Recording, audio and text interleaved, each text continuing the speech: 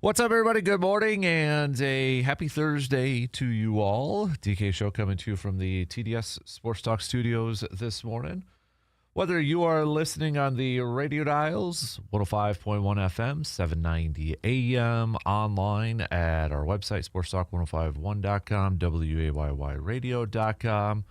You got the app, download it, take it on the go. Your smart devices, smart speakers like your Alexa devices, or you're tuning in on YouTube. We appreciate it. And thank you for making us a part of your starts on this Thursday morning of June 4th.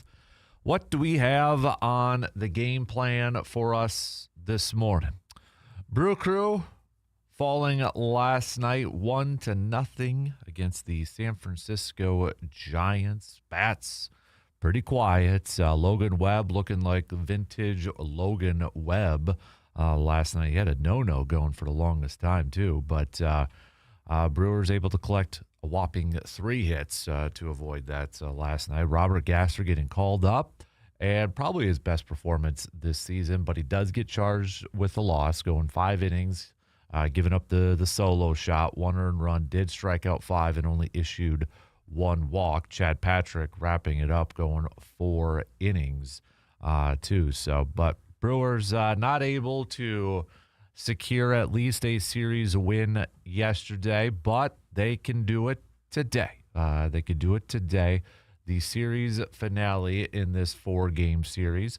We've got Coleman Crowe going for the Brewers, still looking for his first win on the season, and they're going to be going up against former friend Adrian Hauser. Adrian Hauser in 11 games so far this year is 2-5 with a 5.59 ERA. So first pitch, 1:10, and a little getaway day here. Coverage will begin on your radio dials 35 minutes prior, so about 12:35 today. So we'll take a look back at last night's loss and take a look ahead to tonight's game. Got some updates on injuries to like Brandon Woodruff and such. So we'll talk plenty of Brewers here this morning. We'll do a little Packers chats, updates from OTAs. Micah Parsons talking to the media yesterday. And he pretty much said that he's not going to be available for the start of the season. He's going to be probably starting on that PUP list. Said the Packers have a hard 9-month. You'd be out 9 months with this ACL injury. So looking at a potential maybe return ahead of that Chicago Bears game with Week 5. So we'll tell you a little bit more about what Micah Parsons had to say yesterday. Kind of one of our first times that we've heard from Micah Parsons in a long time. So we'll talk a little football, talk a little Packers from OTAs yesterday. We got that on the docket.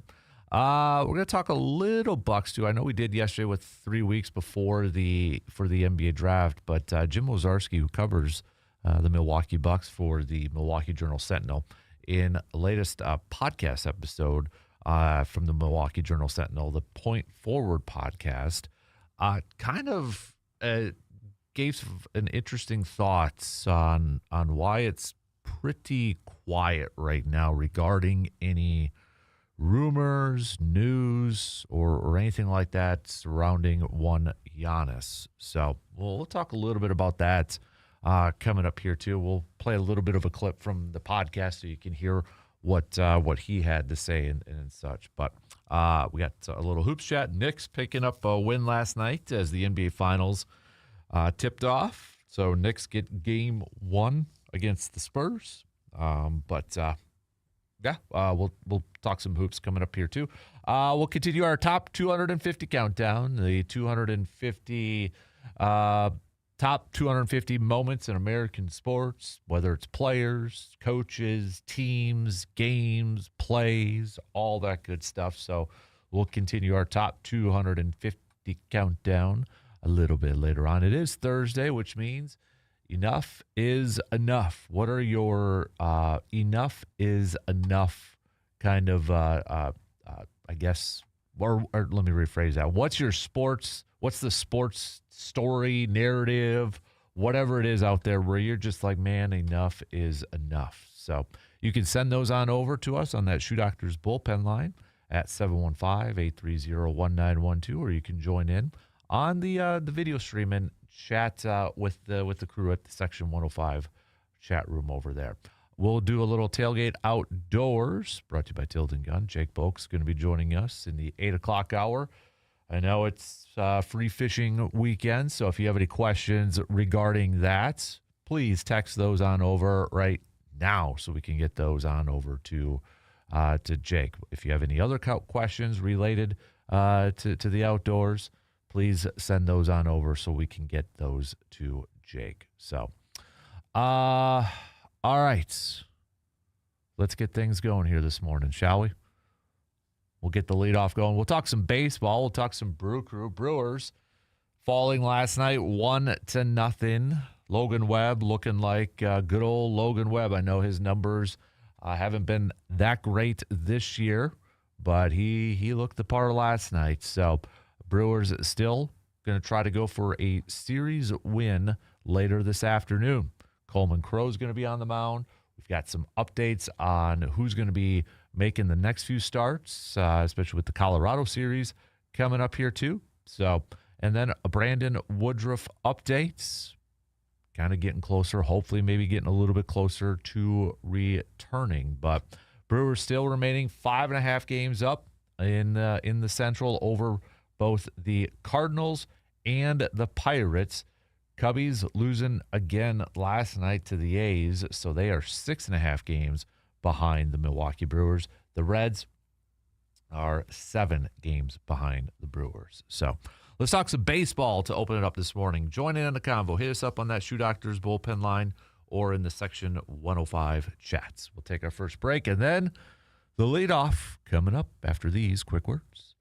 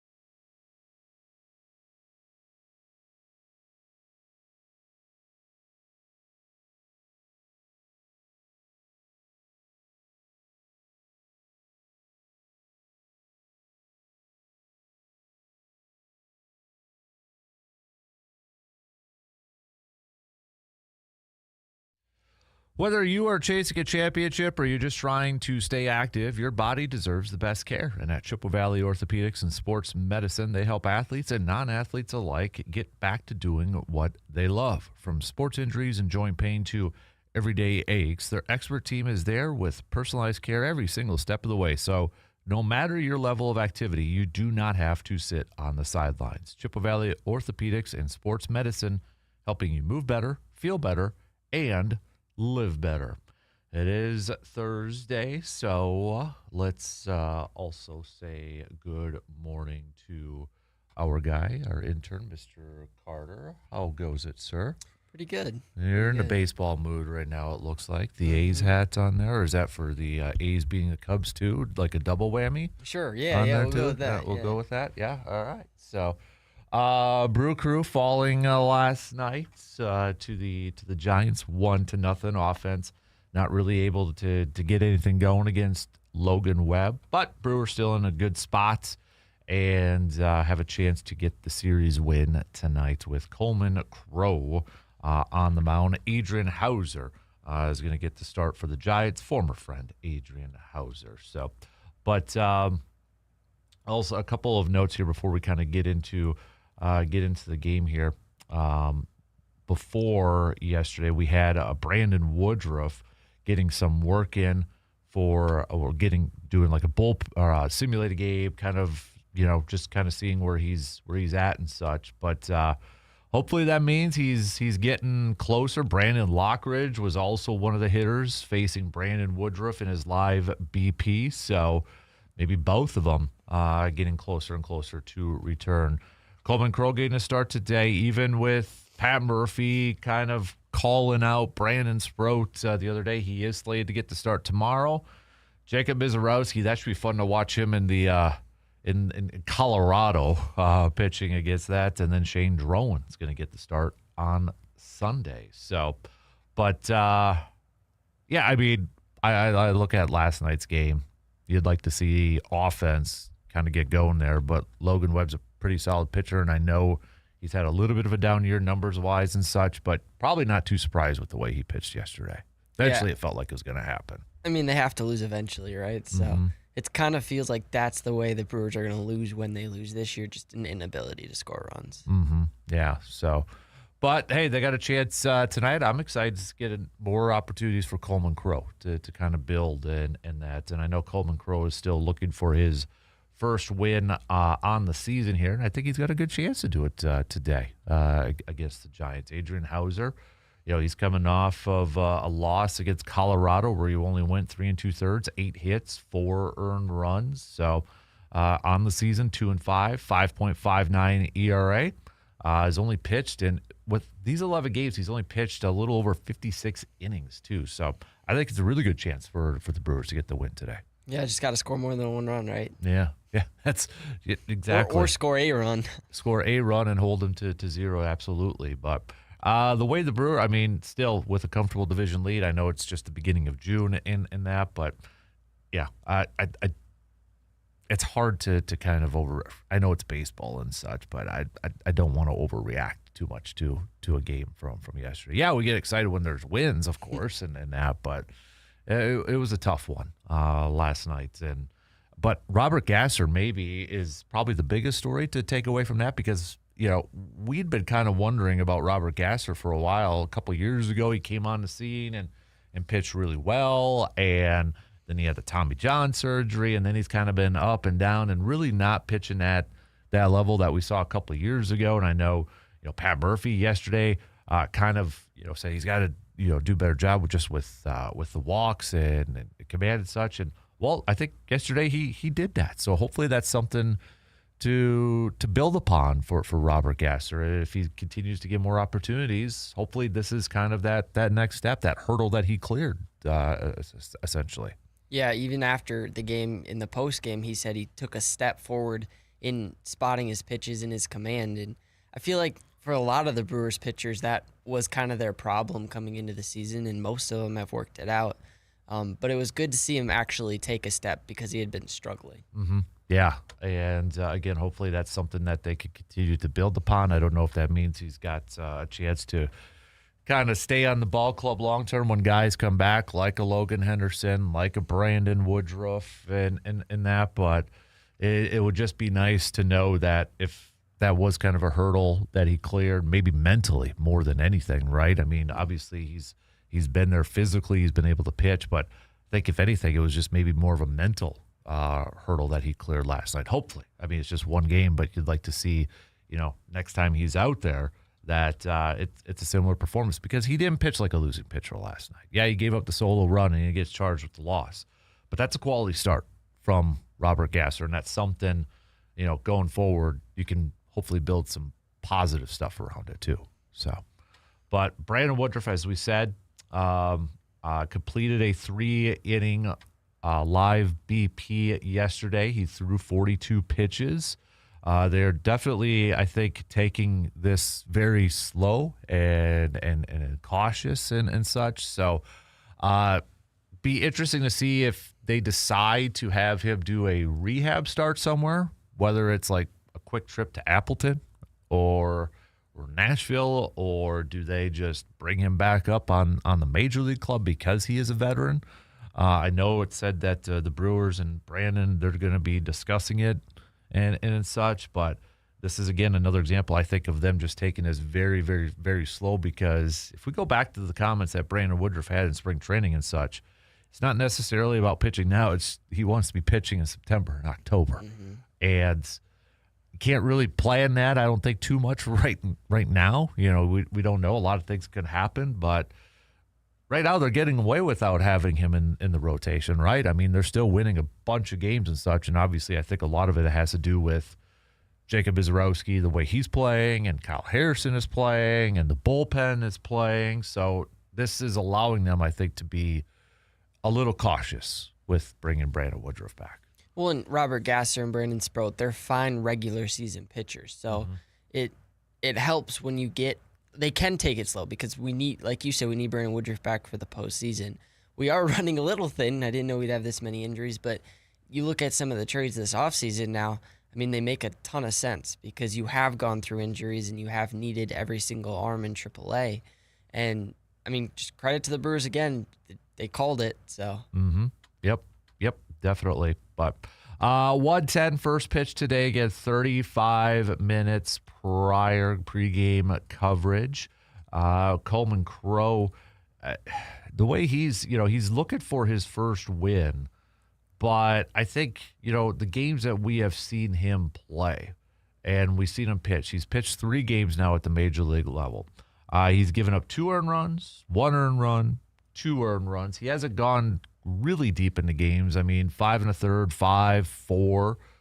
And just kind of the way he pitches, obviously it's a lot of is that breaking ball sort of stuff, until maybe he gets a little bit more fine-tuned or seasoned. Maybe he is a guy that, because it's breaking ball, and by the time that lineup turns over a third time, maybe hitters have kind of timed it and figured it out until he gets a little bit more seasoned. Maybe this is the type of pitcher he's going to be. He's going to give you 5 innings, and then after that, it's going to be bullpen stuff. But when he is on and early on in these games, I mean, he's a very effective pitcher, and if teams have no experience going up against him, that's a big bonus. I think just the biggest key for tonight is kind of the same thing for every game. If he gets early run support and he's able to go out there and do his thing for 5 innings, I think the Brewers got a really good shot for today's game. Yeah, and Contreras and him talked about after the game, and he threw too many fastballs. And like you said, he's a breaking ball pitcher. And so I think, they'll try to work in more breaking balls later in the game. And again, he's got great stuff. I mean, you look at some of his starts, it's still relatively good for a 5th starter in your rotation. So he's definitely reliable. You want him to go a couple more innings maybe, but all in all, he's been good. Mm-hmm. Yeah, I for a guy that I think, too, that, when he made that start, his first start of the season against Miami, we really didn't know a whole lot about Coleman Crow, right? And then all of a sudden you're watching or you're listening and then maybe seeing some highlights like, dude, that's a wicked breaking ball. That's a wicked curveball. And he's got some really good stuff. I think, there's the biggest thing for him is kind of just fine-tuning some stuff. It was kind of like Logan Henderson last year, where Logan Henderson came in and he pitched really well, and ended up being sent back down. I know a lot of Brewers fans were kind of upset because he was winning games, but it just needed more fine-tuning, developing maybe another pitch and or improving some of the other ones so he wasn't so predictable at times. And not saying Coleman Crowe is that, but I think that could be the same kind of thought process when guys come back, that Coleman Crowe's pitching really well, but he may want to team may want him to fine-tune and get some, clear up or maybe develop another pitch too. So. And they have the freedom to do that because of the depth of the pitching staff. Mm-hmm. So that lets them send him down. Right. Yep. No, I agree. Totally agree. So, all right. Tell you what, let's take a quick break. We'll talk some more Brewers. We've got more baseball talk coming up here. You can join in on the convo if you'd like. Hit us up, 715-830-1912, or join in on the Section 105 chat room. All right, plenty more Brewers chat coming your way here this morning, plus some football, plus some hoops. We're going to be dabbling into a little bit of everything here. We'll take a quick break and be back after these few words.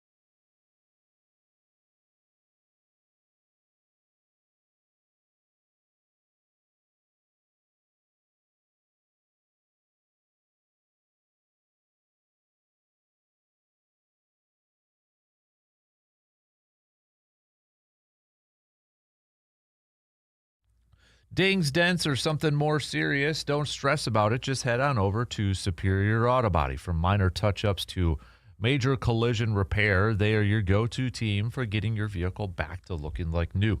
With experienced technicians and attention to every detail, Superior Auto Body takes pride in doing the job right the first time. So when life happens to your vehicle, trust the team that Eau Claire drivers rely on. Superior Auto Body, your go-to place for all of your auto body needs. Switching gears for just a little bit. We'll get back to some more baseball talk for sure. But Packers OTAs yesterday, we got to hear from Micah Parsons for the first time here in a hot minute. I know him and Jay Love are co-hosting the softball tournament, Packer softball tournament at the Timber Rattler Stadium. I think it's this weekend, but notably, Micah Parsons did admit that he's not going to be able to start the season. So any hope of him being able to start week one, that pretty much squashed it and such. But goes back to, I think, with the NFL schedule release. Thank you for not scheduling Bears first 4 weeks of the season and such. But a couple comments from Micah Parsons. He said, quote, "The goal for me is to complete the season, not to relapse in playoffs and pushing towards a championship. The goal isn't for me to go out there and re-hurt myself trying to force myself to get back the first few games. The goal has always been to be available for the playoffs, and I think we are all on the same page. We have a pretty good, strong 9-month rule. Through the research and the data, there's no good outcomes with players coming back early from an ACL, especially if you've had other things that had to get fixed up. It's just all about completing the rehab to the best of our ability and then seeing where we're at from there."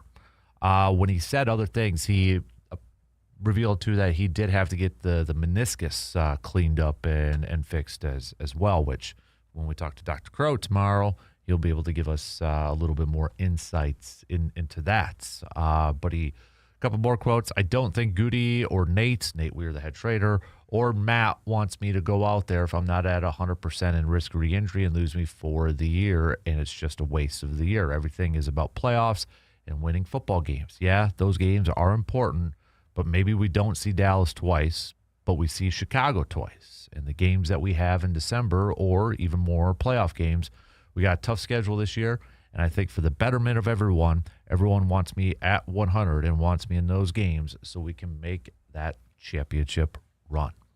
So with that, knowing that, all right, it is almost a for sure thing. Never say anything's for sure, but it does seem like it's a for sure thing. Should the Packers maybe go? I know Ian Rappaport from NFL Network yesterday downplayed some of the social media rumors about Josh Sweat and that, but if it's not Josh Sweat, if it's somebody else, should the Packers try to get another pass rusher, or do you think they can get the job done based off what their schedule looks like and have a winning record by that Week 5 game against Chicago? You think? Do you trust Lucas Van Ness and Barron Sorrell and Colin Oliver or new defensive coordinator Jonathan Gannon? Can Green Bay get by those first few weeks without Micah Parsons? It's almost like, for me, it's not even trusting those edge rushers. It's just trusting the defensive backs that we have. Mm-hmm. Because you saw when Micah Parsons went down last year, I mean, quarterbacks were just able to sit in the pocket and slice us apart. And, you know, again, we added Brandon Cisse and a couple with St. Juste, a couple corners. But if our cornerback room struggles again like last year, it's going to be a struggle to win games. And we talked about when the schedule came out, we have a pretty favorable first 4 weeks without Micah Parsons. We could get by. But when you start to get to Week 5, and he may not come back for Week 5, that's when the practice window opens, but that's not when he'll come back. So then you play the Bears, then you play the Cowboys, then your schedule gets harder, and you kind of want your team to be clicking by then. So it's going to be interesting the first 4 weeks. Do I think they can get by 3-1? I do, but they're going to have to get good secondary play that they didn't necessarily have last year. Mm-hmm. Yeah.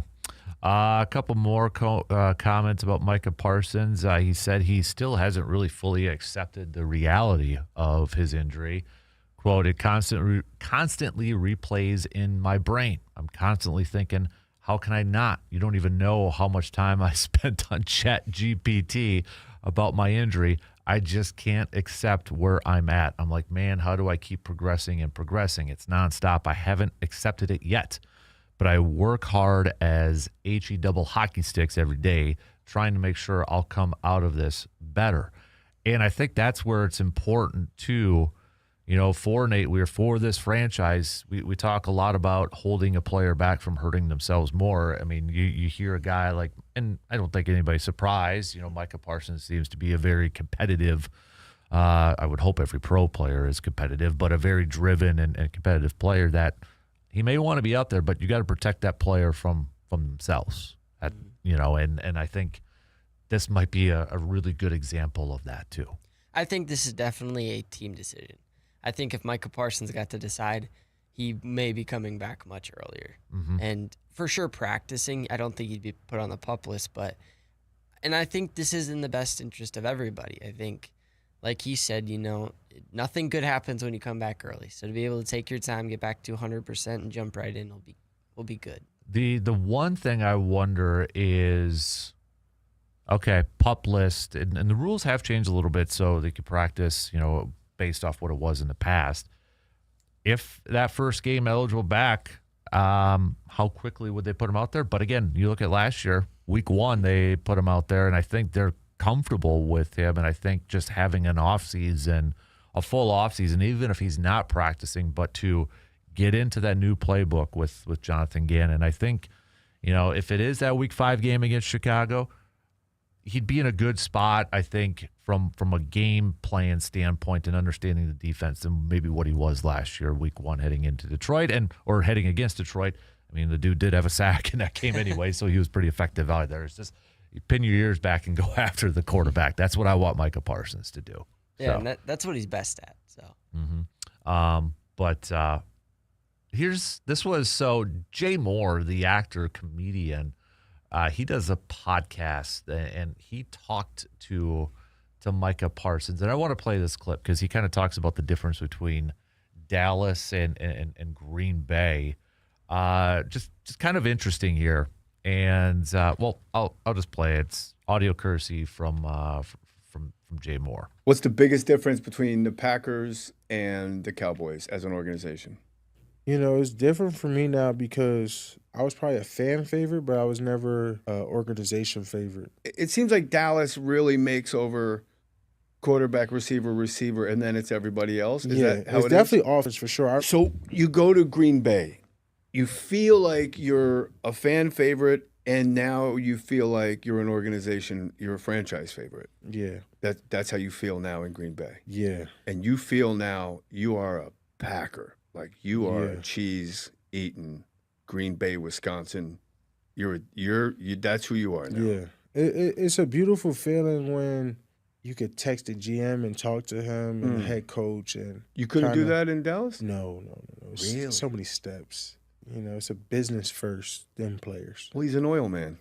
Yeah, it's a business. They treat it like a business. Is it safe to say the Packers treat it more like a family? Yeah, it's definitely family first. I mean, my first day at a Packer, like, everyone says good morning. Everyone a bit, like, you wouldn't know who. Hey, how are you? There is no hierarchy as a Packer. Like Fargo. Everyone is like a genuine, like, you would never be able to tell between someone cleaning your laundry and probably a coach if a random person walked in the building because how they treat you. There you go. So that's a little bit from Jay Moore's podcast and such. So every available free agent should listen to that, right? I don't want to hear any more about, it's, Green Bay, it's not attractive and all that. First of all, money speaks. That's the main thing there too. But so just kind of a nice little insight into the two different organizations. I thought interesting, but maybe not too much of a surprise though either when you kind of consider it. I mean, we don't really have the inside info and all that, but it Midwest nice probably is the best way to describe it. So, but All right, we got to take another break here as we start to wrap up the first hour. But we'll talk some more green and gold and talk a little bit more Packers. It kind of fits what Tyrod Taylor said too yesterday that it's a lot less traffic in the town of Green Bay, so compared to where he has been for the last few years. So, all right, we'll take a quick break. Plenty more to get to. Join in on the convo, though. Hit us up, 715-830-1912, or on the Section 105 chat room. We'll be right back to close up the first hour coming up after these few words.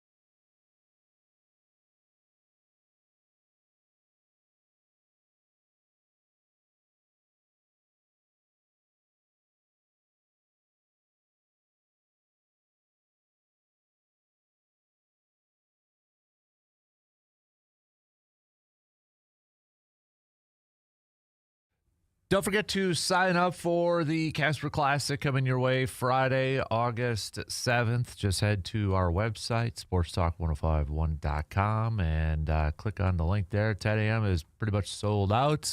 We've got some spots for 1 p.m. and 7:30 a.m. So get your two-person team signed up today if you're interested in becoming a whole sponsor or sponsor, or you would like to donate a raffle prize, because all the proceeds, 100% of the proceeds, go to helping fund Backyard Dreams.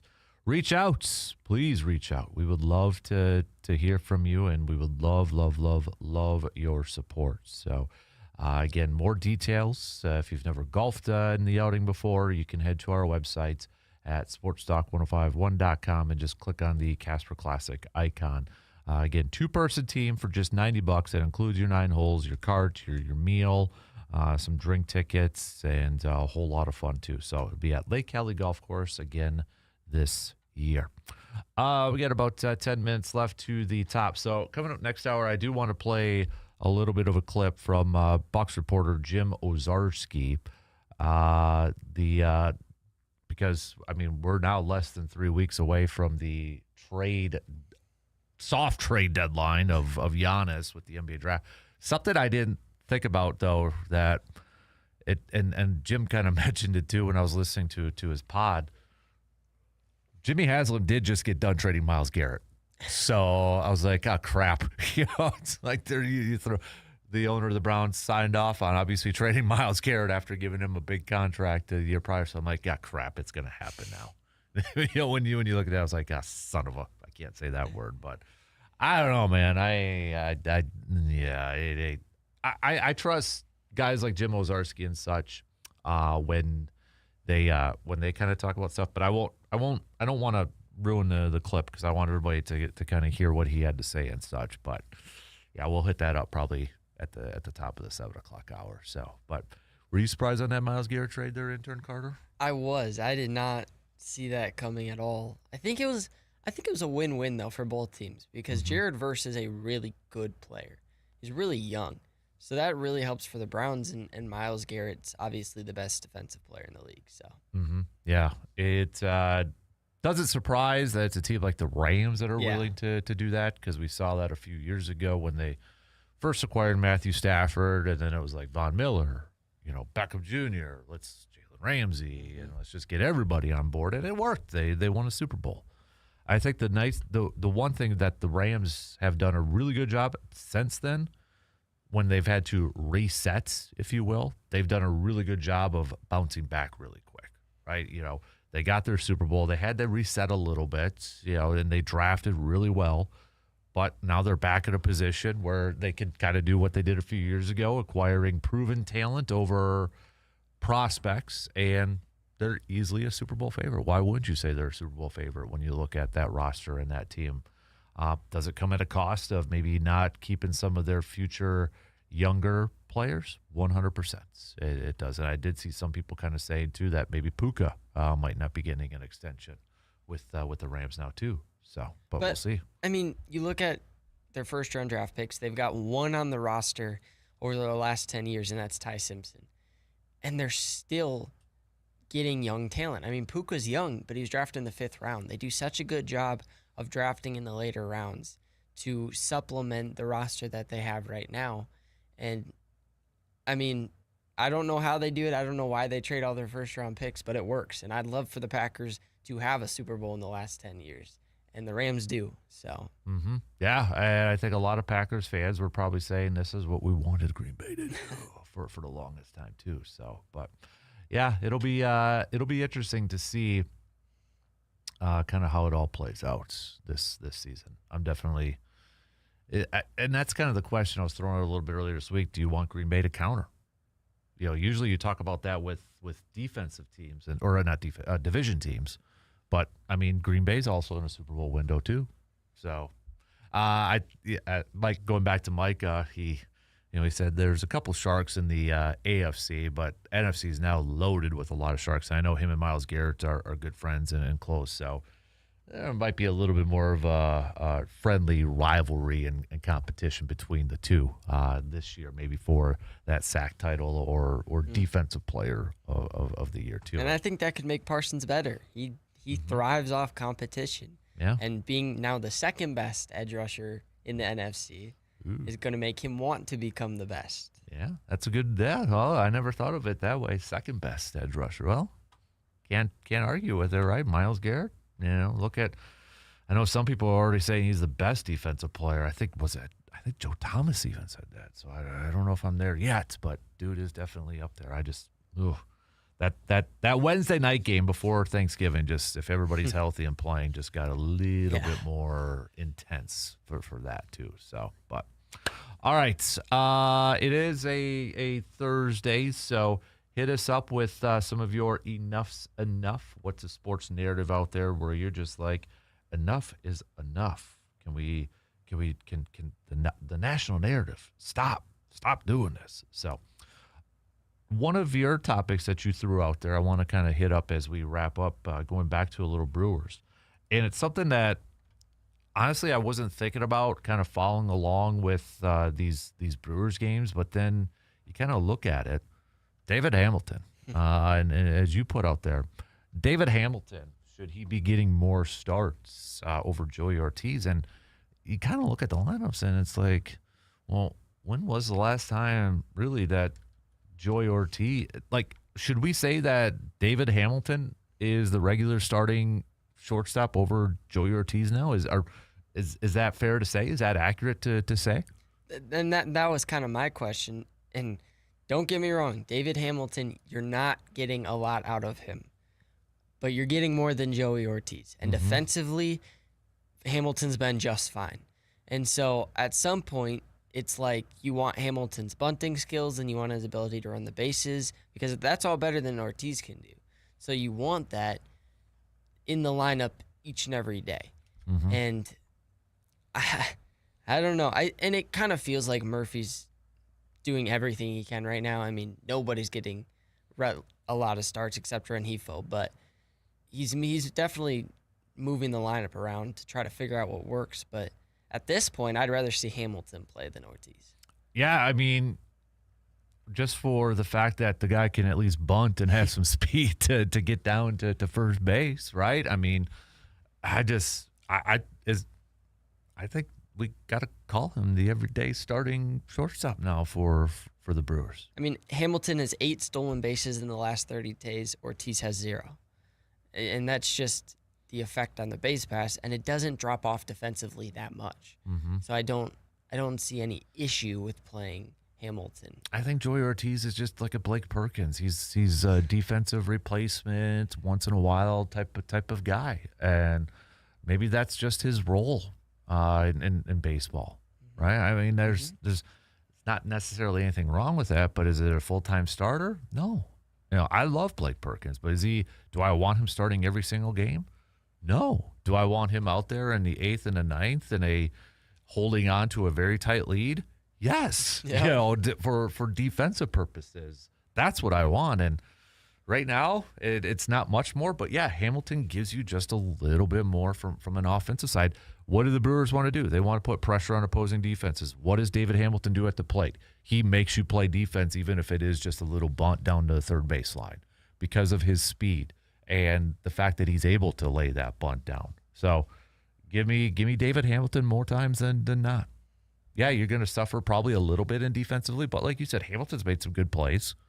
I think he's played better defense than Luis Rengifo has all season long. And I know Rengifo made a nice catch last night, but still, I think if you're just getting a little bit more from an offensive side from Hamilton, that's worth more in playing every day over Joey Ortiz. And he can spark an offense in an instant, and I think we've seen that before. So, and even like with his bunting, it's kind of that old school, okay, he's going to bat last, but it's almost that second leadoff. Because your leadoff hitter right now lately has been Christian Yelich. So, I mean, if you're able to get Hamilton on, even if it's just a bunt, and then Christian Yelich comes up as your leadoff hitter, you already got a runner on, and possibly even in scoring position if he's going to steal a base. So, yeah, I say he's the everyday starting shortstop now at this point. I don't even want a rotation. Just Just put him out there more times than not. And then if you have a lead in the ninth, go put Joey Ortiz out there for defensive purposes, especially if his spot in the batting lineup isn't coming up anytime soon.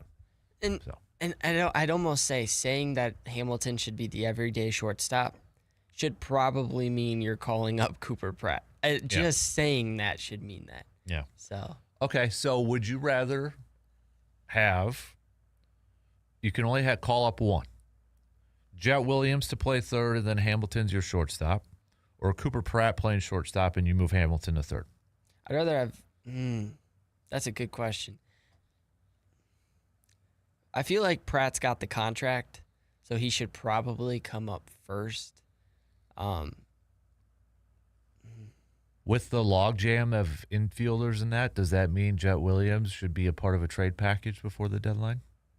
Even if he's never played an inning for the big league club for the Brewers? I would love to see him stay just for this year, just because we are struggling and just in case.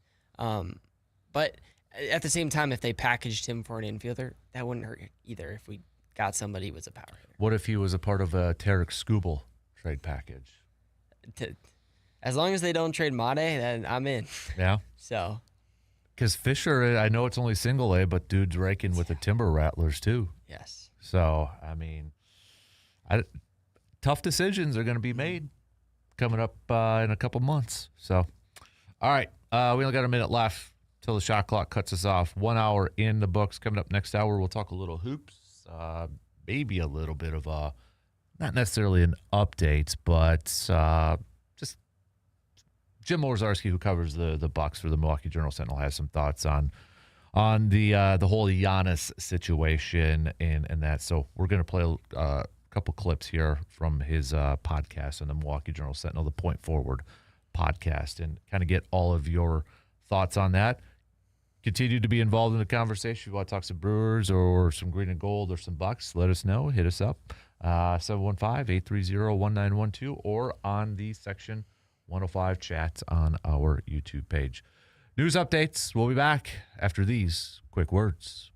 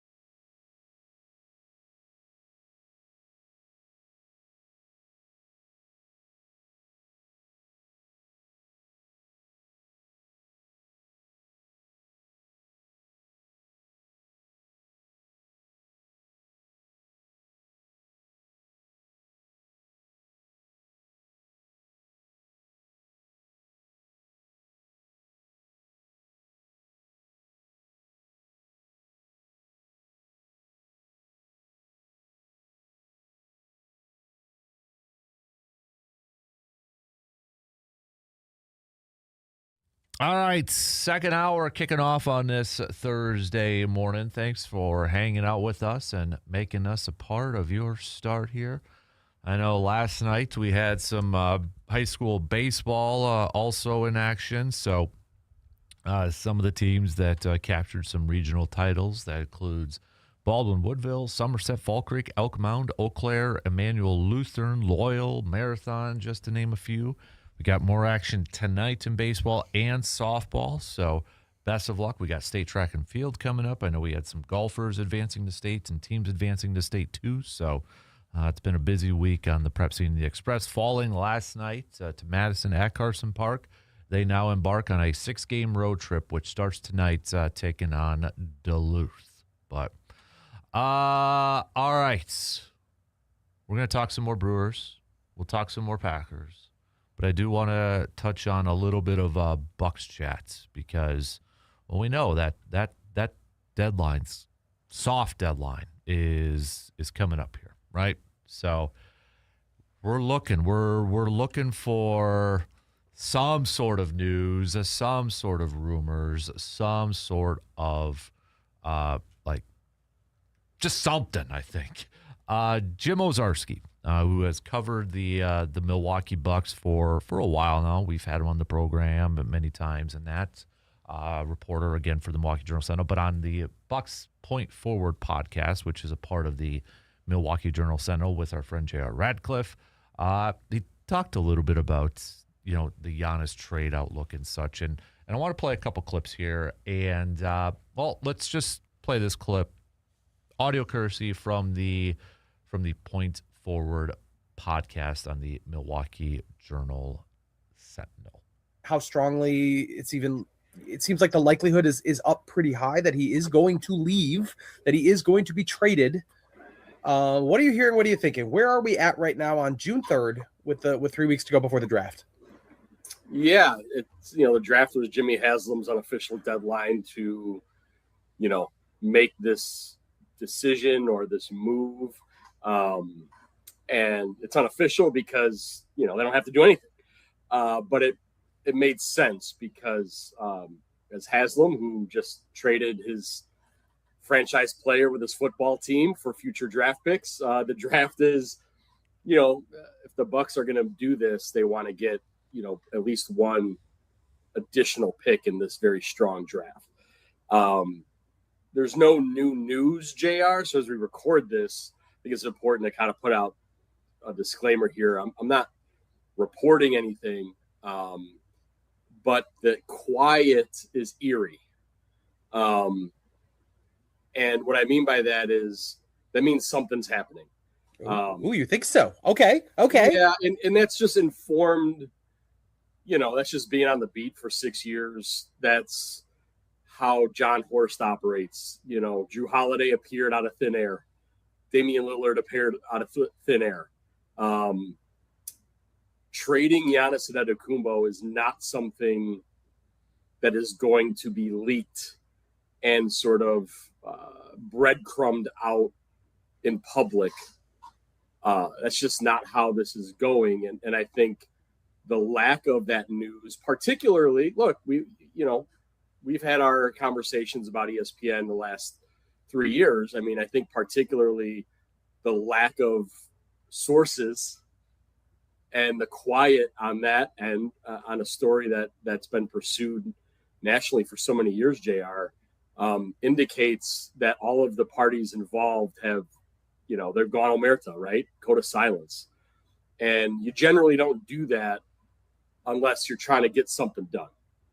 And while John Horst insisted there were two paths here, I don't know how much they explored path number 2, which would be bringing in another superstar, mortgaging your draft picks, not only number 10 this year, but through 2033. All right. So again, that's audio courtesy from the Point Forward podcast. Jim Owczarski, the Bucks beat reporter for the Milwaukee Journal-Sentinel. So the big thing out of that was where he talks about the quietness and how eerie it is, and comparing it to, the Drew Holiday and the Damian Lillard stuff. Now, as I think he was kind of referring to, maybe that means there is a trade in the works to trade Giannis, to play devil's advocate. Maybe there's also some negotiations with a contract, hopefully, possibly, maybe. I don't know. But your thoughts, Intern Carter, when you heard that? I think it was interesting, like you said, when he said that something's happening. And I am impressed that they've been able to keep it as quiet as they have, because a player like Giannis usually gets leaked out. Mm-hmm. I still think he gets traded. I'm coming around more to the fact that he could stay. I was at like 90-10. I'm like 80-20, which still is, I think he's going to get traded, but you never know. And the Bucks have to get this right. They don't have a choice in this. If they get this wrong, not only will Horst be fired, but their future is in a rough spot. So they have to explore every avenue, and I think that's what they're doing right now. And I still would love to have him stay, but I do eventually think he'll get traded. The one team that we've been hearing the most about as a possible partner is the Miami Heat. And also in this podcast, Jim talks about the Heat package that has been reported out there, and we'll hear it again. Here's Jim Owczarski from the Point Forward podcast. Does that sound right? Does it sound too little? Does it sound comparable to what you think the ultimate deal with whichever team it's going to be will look like? Yeah, so it's a couple things there. The Heat thing is real. The Heat offer is real, even though that's out there. Excuse me. Yeah, that's I don't know if the details are all specifically part of it, but yeah, Tyler Hero, strictly for financial reasons, must be involved. Khalil Ware, I think, has to be involved because you're adding Giannis and moving Bam to center full time, so he's got to go. And then after that, there's, I think, a little haggling, if you will, over, who else, right? And, is it Pelle Larsson? Is it Kasparis Jakachunas? I don't know. I mean, and I think, honestly, JR, it's more than just those picks. I think it could be the 3 firsts. It would be this year, 26, so the number 13 pick. And then alternating years with swaps in between. So, I mean, I think it's a pretty player and pick heavy thing. And I think why that's important is because, the Bucks have indicated that if you're going to trade Giannis, they want to take everything, picks and players. This checks that box, picks and players. But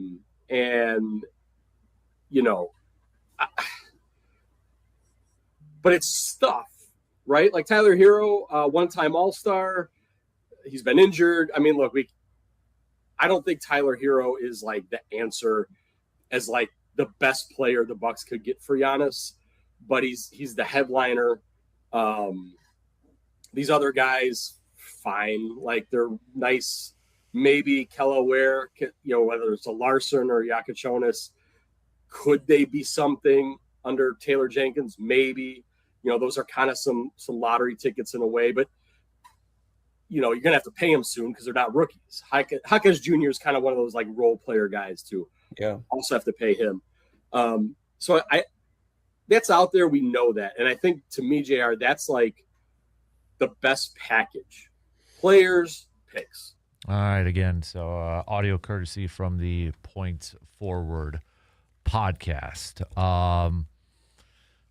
I think with a package, if we use that Heat package, Tyler Hero is Wisconsin. People are going to know him more, coming home and such. But a lot of the other players, that's not going to probably get a lot of Bucs fans excited because they probably don't know a whole lot about those players, and I think it's mostly going to be for the picks. Now, my question would be, you see a couple teams. Well, let's look at the two teams that were in the Western Conference Finals, both the Thunder and the Spurs. For the most part, those two teams built by drafting. Now, Shea Gilgeous was a trade, but Shea Gilgeous wasn't Shea Gilgeous at that point. De'Aaron Fox was traded to the Spurs from the Kings, but, Wemby was a pick, Harper's a pick, Castle's a pick. Obviously, the Thunder, we joked, years ago, I was like, man, they're going to have every pick in the first-round draft. They kept accumulating picks and picks. Well, now they're in a pretty good spot. They won it last year. They got to the Western Conference Finals, Game 7 again this year. When you see those two teams and how they've built, and it's taken a couple of years, is that the path that you would like to see the Bucs go down and trying to accumulate as many picks as possible? You got to nail them. That's the thing. We don't know if they're going to pan out. It's a huge risk, especially, I think, when it comes to an NBA draft. But is that to me, if you are going to trade Giannis, I would rather try that path and build that way, even if it's going to take a couple of years.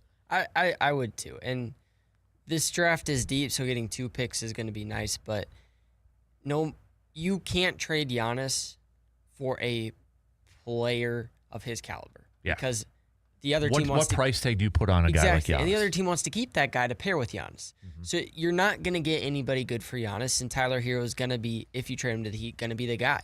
And Tyler Hero is not going to take you places likely. Mm-hmm. And so you're trading him for the future. You're trading him for draft picks. And I think, the Bucs likely are going to have some down years after this. And it's just going to be, the Thunder had down years. And it's just going to be what it's going to be. And they're going to have to build a roster. I mean, like you said, look at the Spurs. They are an incredibly deep team. Mm-hmm. They don't really have, Wemby's a superstar, but he's not the superstar that's going to score 40 points on a given night. He's going to play defense.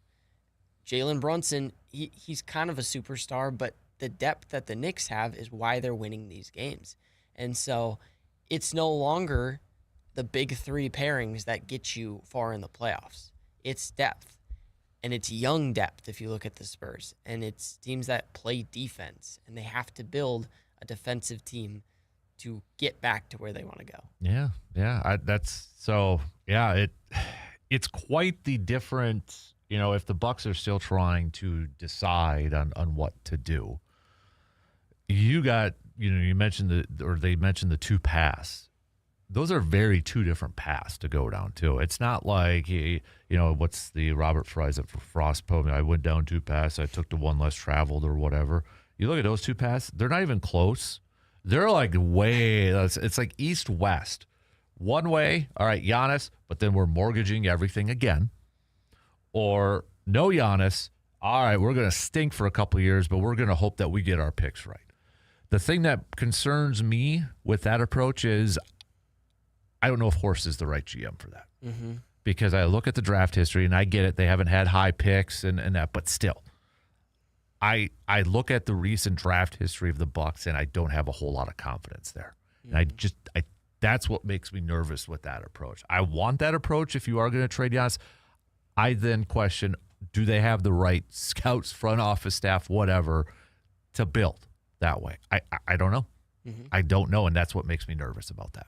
And this is all from a Bucs perspective, but from a Heat perspective, is Bam and Giannis going to win you an NBA Finals championship? Probably not. Like, I don't know why, and they're not great right now, so that's why they do it. But I think that's your best offer right now. I don't want Jaylen Brown. Don't trade him to the Celtics for Jaylen Brown. Go get your picks. Go draft well. Go get young players. Build this team from the ground up defensively, and we'll be back in a couple years. Mm-hmm. Yeah, I really have no idea where it's going, and I want a decision. Mm-hmm. I want a finale to this thing, so we can move on, if you will. Mm-hmm. So, all right, let's take a quick break. Your thoughts, though, all right, from those clips. What are your thoughts? How do you feel on the old Giannis gauge? 0, he's staying. 10, put your life savings. He's gone. Where are you at? 0 to 10. Let's take a quick break. Plenty more to get to. We got to do our continue our top 250 countdown. We'll do that coming up here in just a little bit too. So we'll be right back after these few words.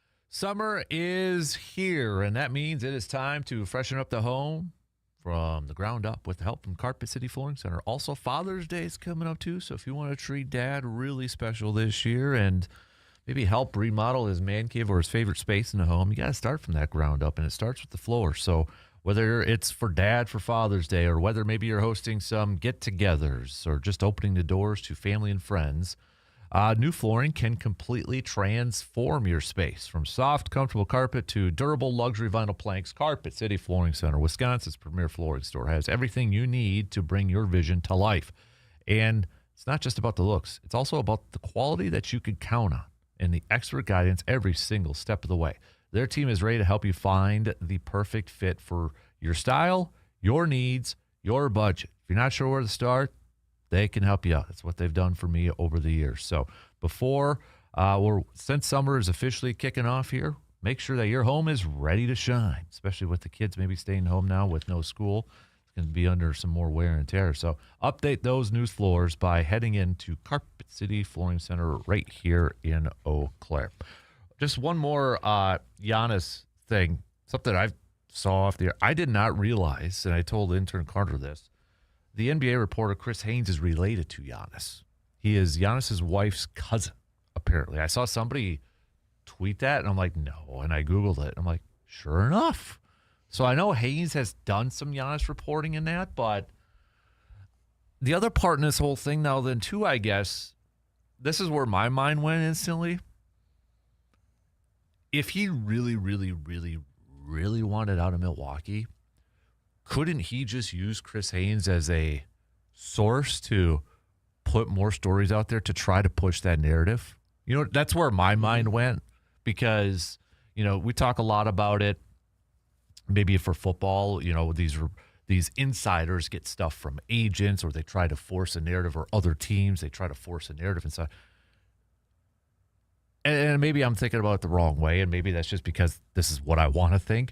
But I don't know. Part of me is like, okay, if Giannis just was miserable and he really wanted out of there, couldn't he just tell a national reporter some stuff, or be like, hey, cousin-in-law, yeah, help me get out of Milwaukee and try to force or push. I don't know. Now, again, Haynes has done some Giannis stuff in there, and I don't know if that's directly from Giannis, but, I mean, it's pretty significant if you're the cousin of his wife, who he's really close with family. So, yeah, I'm sure he's got some stuff. It would be, I don't know, like that to me is like, how do you have that brick wall up when it's that close of a family member? So, and I don't think this is necessarily a Giannis wants completely out. Like, I don't think he hates Milwaukee. I think if the Bucks had a talented roster, he would stay. The problem is they don't, and they can't get there this year with the contracts that they just handed out. And now his teammates are throwing him under the bus. And it's like, Giannis, he may want to stay. I'm not sure, but I think he wants to compete more than anything for a title. And I think he knows that can't happen this year. But you're right. I mean, it's definitely interesting that we haven't heard more from Chris at all, because it's not really been him reporting anything. Yeah. Yeah, I think the latest one was about, there hasn't been really any connections to the Celtics with Giannis and that, but you got to wonder, though, Chris Haynes, is he still with Yahoo? Is that where Chris Haynes is let me double check. Is he still with Yahoo? I'm trying to find NBA reporter. Anyways, Amazon. Amazon on there too? Yeah, be like, hey, Chris, yeah, NBA insider for NBA on Prime, and can you try to, if I'm his bosses, I'm like, dude, can you make some calls, make some texts, get to some family gatherings? We'll give you some time off if there's a family reunion or anything like that to go to, but come on, I got to utilize those sources. Vacation to Greece. Right, yeah. So I will say, I don't know if you saw the commercial with Giannis in Greece. Yeah. It was pretty good. Yeah. That was for Khaleesi or whatever. It was pretty solid. So, all right. Well, we're less than 3 weeks away from that. Do you think it's going to be happening by? I think it is. It's gotta. Otherwise, that is a failure on the Bucs side. Yep. If this draft is really that loaded or that talented, and you're going to trade them and you don't do it by draft day, that is a complete and utter failure by the Bucs. Yep. 100 and jobs. If it's an owner's decision, that's unfortunate because we can't change owners. But if you can't get that thing done, there's got to be consequences to that, and that is just an absolutely utter failure if you don't get that thing done. Do you think this could be a draft day trade at all? I don't even know if I don't want it to be a draft day trade because I want them to be able to kind of scout. Know that, okay, this is what we got heading into the draft. I did see a report that they are scouting like they have 2 top 15 picks. And good. I'm glad you got to operate that way. Yeah. But that's true. You want to know what players you're getting. Yeah, just at least have a little bit of a, not to ruin the movie Draft Day, but if you haven't seen it, when they make the pick for the number 1 overall pick that day of, then, Sonny Weaver's got his scouts. Hey, we got to do all this background work. We never did this for this player and that. I don't want that to be the Bucks the day of. So, gosh darn it. We have a texter saying, Giannis Meter 3.5. Bucks management fan base value him way more than the rest of the league does. Hence why deals never have or will get made, especially at this stage of his career. Okay, that's interesting.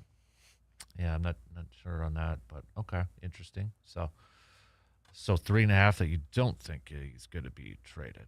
All right. Yeah, I'm listening to that. I think he thinks Giannis is going to be there. Yeah. All right, we got to take a quick break here. Then we're going to continue our top 250 countdown with America's birthday next month. A month from today, actually. Everybody's doing the 250 thing, so I've got my list of 250 handwritten. Intern's laughing right now. Handwritten 250 moments in American sports. How long did that take you? I'm not quite done yet. We'll just put it that way. But I've got over half of it done. So, broken out by tens so I can keep track of everything.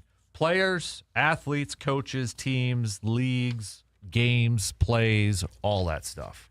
Got to be from America in the last 250 years. So, sorry from maybe a cricket or golf game or a horse race in the 1600s. You didn't make it. But I don't even know if they were doing that in the 1600s. But anyways, we'll take a look at some of the teams. And the definition of this whole thing is you can't tell the history of sports in America without mentioning any of these. So let's do that. So we'll take a quick break. Back with that after these few words.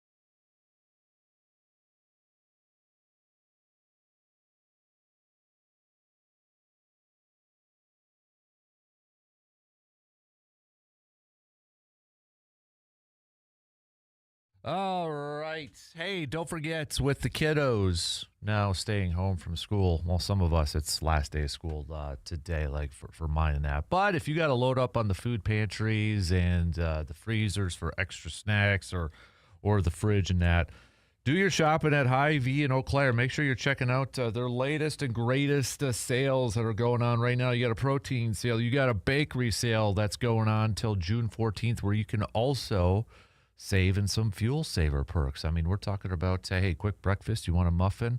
Get a 4-pack for $5.99 plus save 5 cents per gallon. Or you can just check out their entire flyer. Always follow the Hy-Vee Facebook page when they have their maybe 1-day sales or 3-day sales or some quick fuel saver perks, because they're always doing something at Hy-Vee in Eau Claire. I mean, you're looking at their fuel saver or a savings for this month. It's June Dairy Month, right? So when you get a gallon of milk, you could save 5 cents per gallon. Their take and bake pizzas, 10 cents per gallon. So again, or if you want to do some grilling and you got you need a propane refill or a new tank, that's 25 cents per gallon fuel saver from our good friends at Hy-Vee in Eau Claire. All right. 250. What were you doing 250 years ago? I hope nobody was alive. Actually, if you were, if you think you were, let us know. I'd love to talk to you and love to get your thoughts. But 250 years ago, Team America, Team USA, a month from today will be their 250th anniversary. So everybody's doing 250 themes. And, well, I wanted to do a 250 countdown of the, I don't know the best way to, I don't want to say best or most memorable, but so the definition I keep throwing out there is you can't tell the history of sports in America without all of these things: players, coaches, games, plays, teams, all that stuff. So I've already done leagues because I think that's the basis. You got to start with the leagues. I've done the first group of 10. I'm not ranking them. That's just too impossible. So it's just a 250 overall. Did some players, did some coaches. So you know what? Let's do some plays. When you think about sports, American sports, games in America from the last 250 years, one of the biggest things, we think of certain plays all the time, right? We think of plays in our minds. We think about the best plays of all time, or the plays that will live on in history. So these are just the first 10. All right, I'm not ranking them, but first up, if I'm going to the football world, you got to go with the catch, the 1981 NFC Championship game, 49ers, Dallas Cowboys, Joe Montana, hitting Dwight Clark in the back of the end zone. The catch. When you got a play that's got a name for it, that's one of the most iconic NFL plays of all time, one of the most iconic sports plays of all time. I swear, probably every 49ers Cowboys game, it could be a regular season game, that play is going to be played. It's going to be brought back. It's going to be filmed, and bada bing, bada boom, there you go. It's right there. It's one of the most iconic plays of all time, one of the most iconic images of all time, with Dwight Clark stretching to make that catch and staying in bounds too. So the catch, you can't tell the history of sports. You can't tell the history of the NFL, and you can't tell the history of sports without mentioning the catch from Joe Montana to Dwight Clark in that NFC Championship game in 1981. Staying with football for the next, the next couple more. A little bit earlier, the Immaculate Reception, Steelers.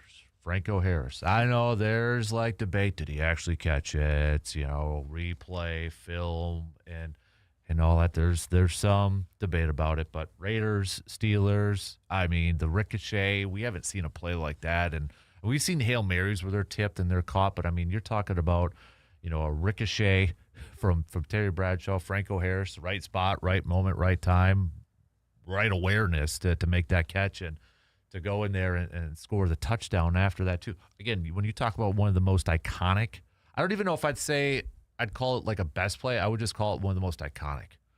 When I think about best plays, I think about like a great catch, like an Odell Beckham Jr. catch or a Hail Mary. This was just one of the most iconic. It was was a great play, but a lot of luck involved in that too. So, but easily one of the most famous plays in the history of the NFL and in the history of sports, regardless if you think it's a catch or not, regardless if you think the ball touched the ground when Franco Harris. I know a lot of people still think that. Maybe they're mostly Raiders fans out there. I don't know. But regardless of what you think, it is an iconic play in the history of sports in that game, in a playoff game in 1972. So, and that's a play that will live in infamy, and it'll continue to always be played. And again, it's one of the best, one of the most iconic plays in NFL history. And then we got to go with the sneak. I mean, the Ice Bowl, the sneak. Every Packers fan knows the story, right? You call Bart Starr, calls timeout. He goes over to Vince Lombardi on the sideline.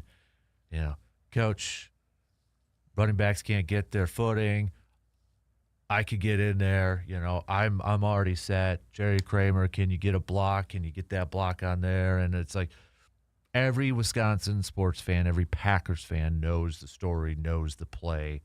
And, I mean, it's one of the most iconic games, which, alert, that game will be mentioned later on in our top 250 countdown.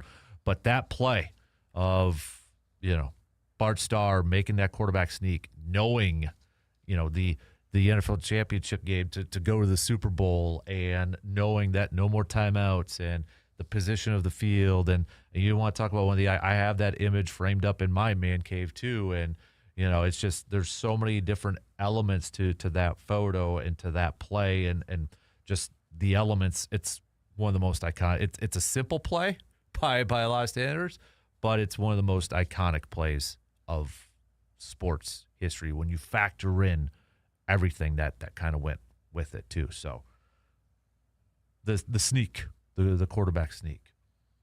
Let's switch to a couple of baseball ones first off. Now, this one I know is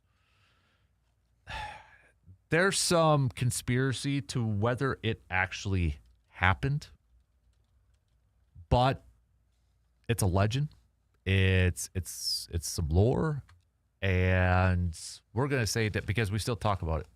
We're talking about Game 3 of the 1932 World Series, Ruth calling his shot. And I know a lot of people now have questioned whether he called it or not. Did he actually do that? For this, well, we're just going to say he did because we still talk about it, right? It's nearly 100 years later, and every kid has done it. Mm-hmm. Every kid has done it in the backyard, probably in the backyard. I don't know if they've actually done it in games or Little League, but we've all done it at some point in time. You know, whether we're in the backyard playing against our friends, and, you know, we're doing it. I mean, Jake Taylor did it in the movie of Major League, and Bob Uecker, Harry Doyle, you know, talk about it's, you know, pointing to the center field bleachers, predicting where he was going to make that or where he was going to hit it. So it's an iconic play, whether it actually happened or not, because throughout his life, Ruth gave varying accounts. Sometimes playing along with the legend of predicting a home run, and other times admitting he was just engaging in a heated banter with the opposing team, which was the Cubs at that point. It's still iconic. And when you talk about the history of baseball, when kids who probably, they know who Babe Ruth is, but they may not know exactly who Babe Ruth is and just how iconic he is, we've all done it, right? We've all called our shot. So you got to do the Ruth calling his shot in the 32 World Series. Another baseball one, I'm going with Hank Aaron hitting number 715. I can still picture, I wasn't around when it happened, but hitting 715, rounding the bases, a very young Craig Sager, who was a longtime NBA reporter, but he was actually a reporter out in the field. You had fans on the field when he's rounding the base. I mean, you're talking about an iconic moment given where, you know, the history of not only breaking Babe Ruth's home run record, but it's Hank Aaron and, you know, kind of the culture and where the world was and such. it's an iconic image. It was so cool. Was it last year, 2 years ago when the All-Star, I think it was last year, the All-Star game was in Atlanta and Georgia, and they had the light show of Hank Aaron's home run. So that was such, do you remember that? That was so cool to see that. But it's I can still, even though I wasn't around, I wasn't alive, I've seen the replays, and you can go on YouTube and see all that. But it's an iconic play because of breaking this record by Babe Ruth, right? And it's Hank Aaron that's doing it, and the fans on the field and such. You can't tell the history of baseball with that. Is more iconic than Barry Bonds breaking the record. Sorry, it's we could get into a debate, especially if you ask my soon to be 9-year-old. He thinks Hank Aaron is the record holder still because, in his words, Barry Bonds cheated. So, and that's not a lot of influence from me. Believe me, it's not. He learned that on his own. So, staying with baseball, we're going to go to the 1988 World Series. Dodgers. Kirk Gibson with the fist pump going around the bases. Now, once you get a little older, if you've played some slow pitch softball, a lot of guys might have did the old Kirk Gibson fist pump going around the bases. If you've watched some funny videos that I can't play because they're very inappropriate, but there's a gentleman out there that likes to do little baseball videos, and he calls it the Kirk Gibson, and it. Do you know what that play? Can you picture? You'll have to. Yeah. He goes. Yeah. He hits the home run, and he's going around the base. He's just kind of doing a little fist pump, and that it's an iconic sports video, iconic play. So essentially, what happened was Tommy Lasorda inserted Gibson as a pinch hitter. Gibson, who was, hobbling, hurt, old. Vin Scully commenting, and look who's coming up. Gibson quickly fouled off 2 pitches, getting behind the count 0-2, and then he swung and dribbled the ensuing pitch, foul down the first base line, which seemed to confirm his inability to swing with any authority.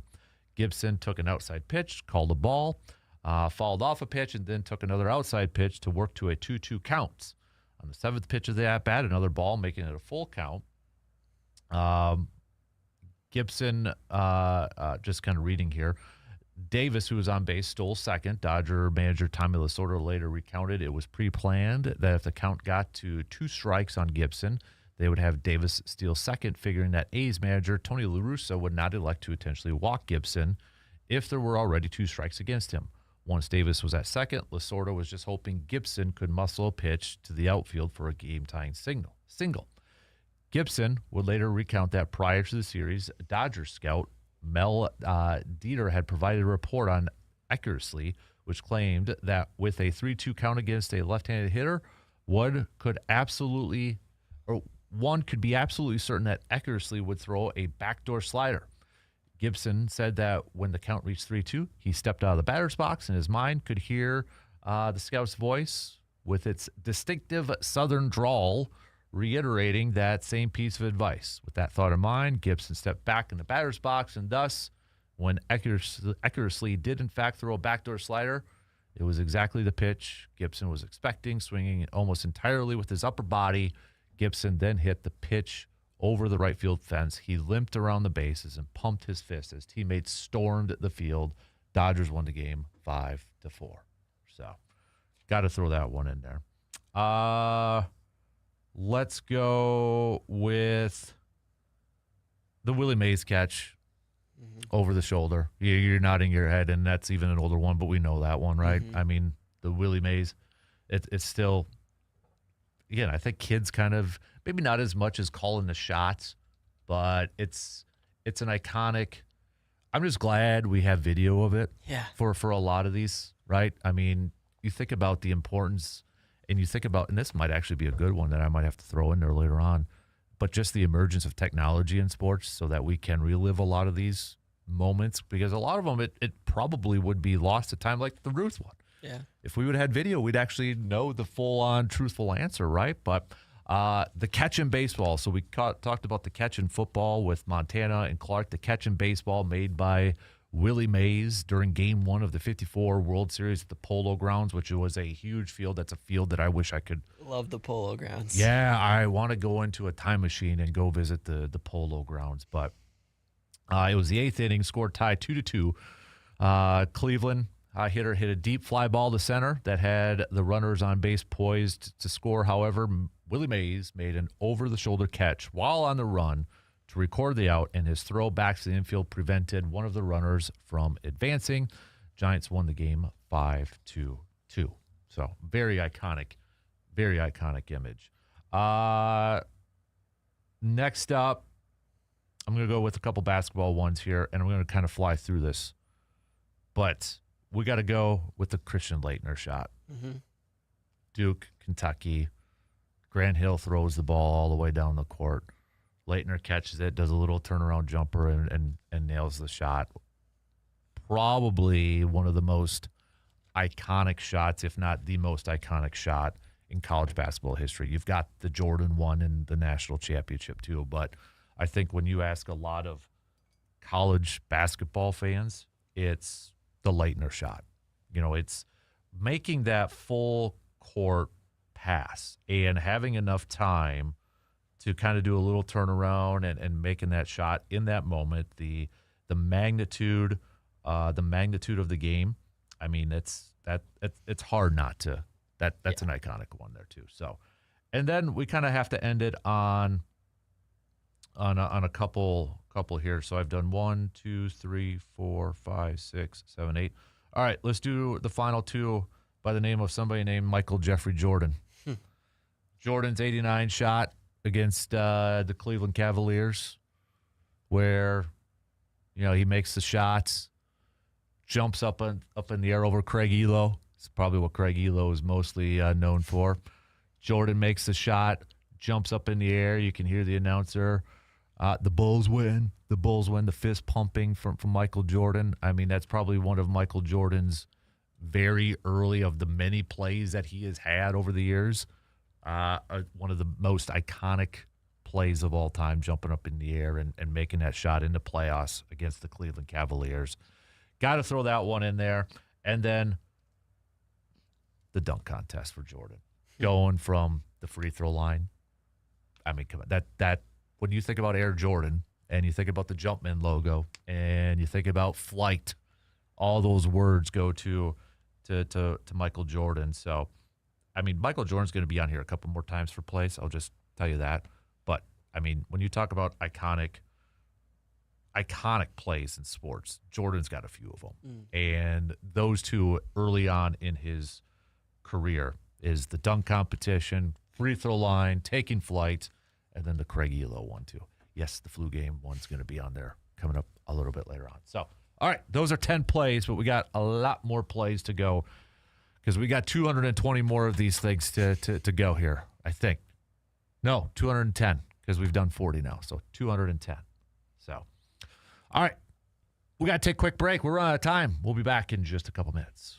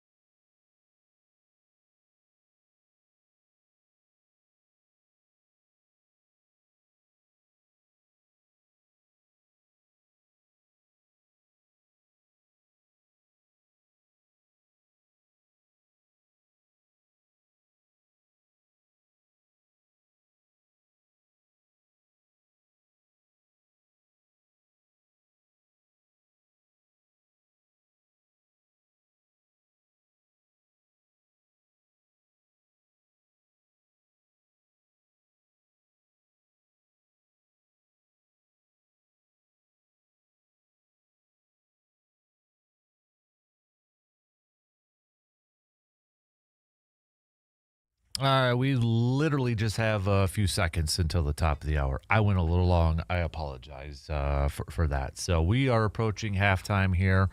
We'll get back to some more baseball talk, a little more football talk, and we've got Jake Bulks coming up at the bottom of the hour too. So if you have any outdoor-related questions, now is the time to text those on over, peeps, all right? 715-830-1912 on that Shoe Doctors bullpen line. Well, we are at halftime. We'll take a quick break. News updates. Be back in just a skosh.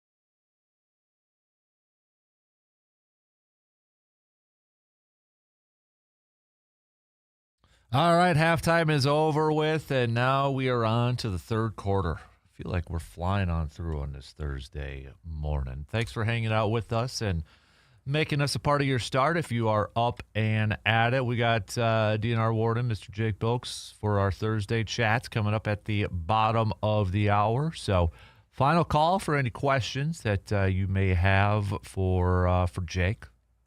Send them on over, all right? Send them on over, baby. How's your baseball season going? We got the A's hats on. Eau Claire A's? Yep. Yeah. First tournament this weekend should be fun. Where you at? Down in Wausau. Oh. All right. But Marathon County. With all the state tournaments going on, some of our players aren't going to be able to play because they're ineligible. So Gotcha. see how it goes. Gotcha. So that time of year, man. Yeah.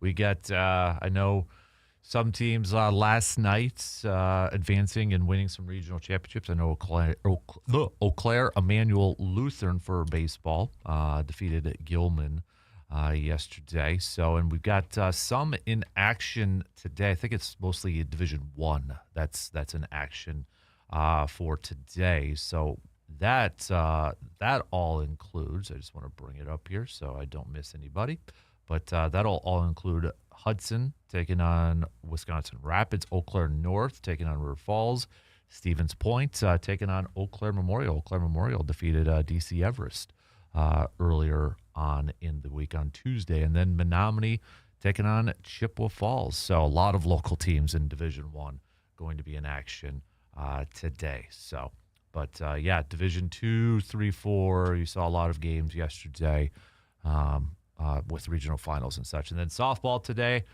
my Medford's actually playing in Altoona, so for a chance to go to state. So we'll know those teams coming up after today. And we got state track and field. Brandon will not be with us tomorrow because he will be in La Crosse covering at state track and field. So no Brandon tomorrow, but I know we got golf teams and individual players all clinching their spots to state as well. So that busy prep season starting to wrap up this spring. So best of luck to all the teams that are still in action and those teams who are in action today. So hopefully weather holds off a little bit. But we do need rain. I will say this. We do need That's rain. true. My true. yard needs rain. So I'm sorry, but it's yellow. My yard stinks anyway. So I need all the help I can get.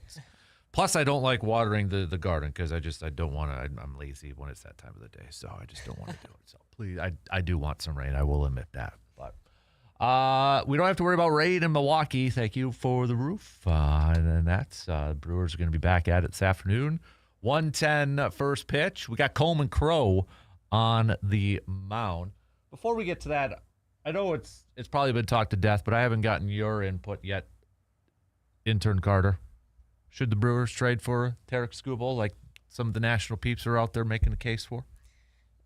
It's hard. It's hard because having Skubal, Mizorowski, and Harrison would be insane, and you would have a chance to beat the Dodgers just because of the pitching staff.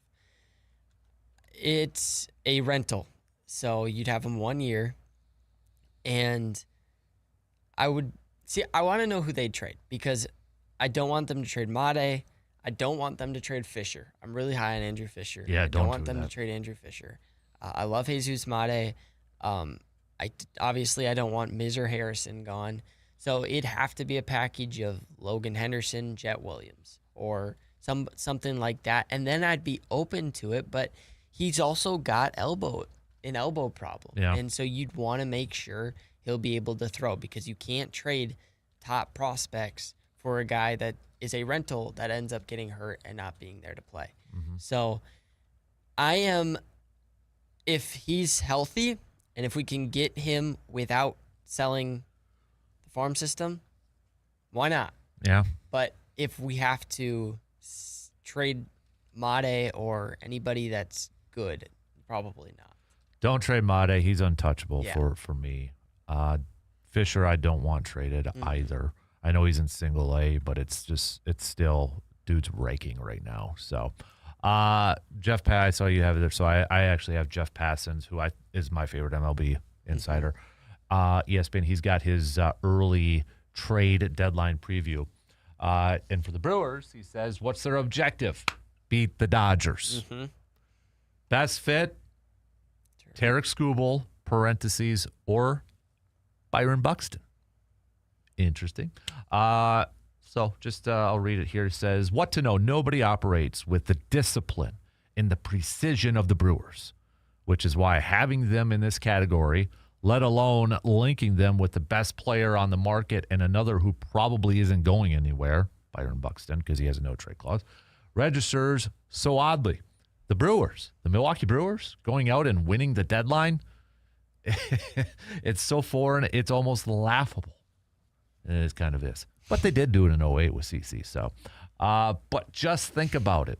Tarek Skubal in Game 1. Jacob Mizorowski in Game 2. Kyle Harrison in Game 3.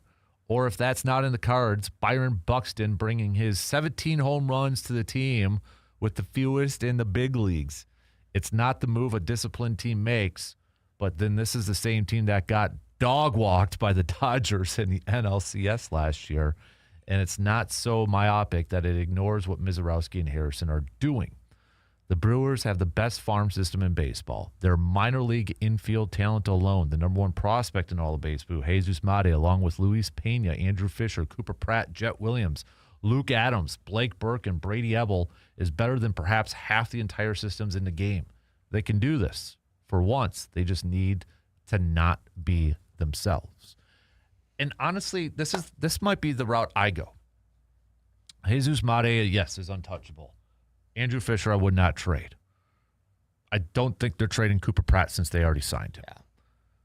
You are the number one farm system in baseball. One, you've got players you could trade.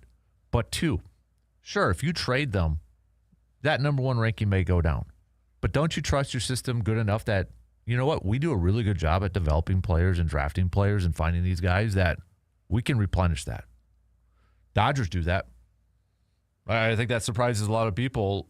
Dodgers trade a lot of people. They sign a lot of people. But if they're not one, they're two in farm system because they do a really good job of developing and scouting and bringing along these prospects. And I think the Brewers are in that category too.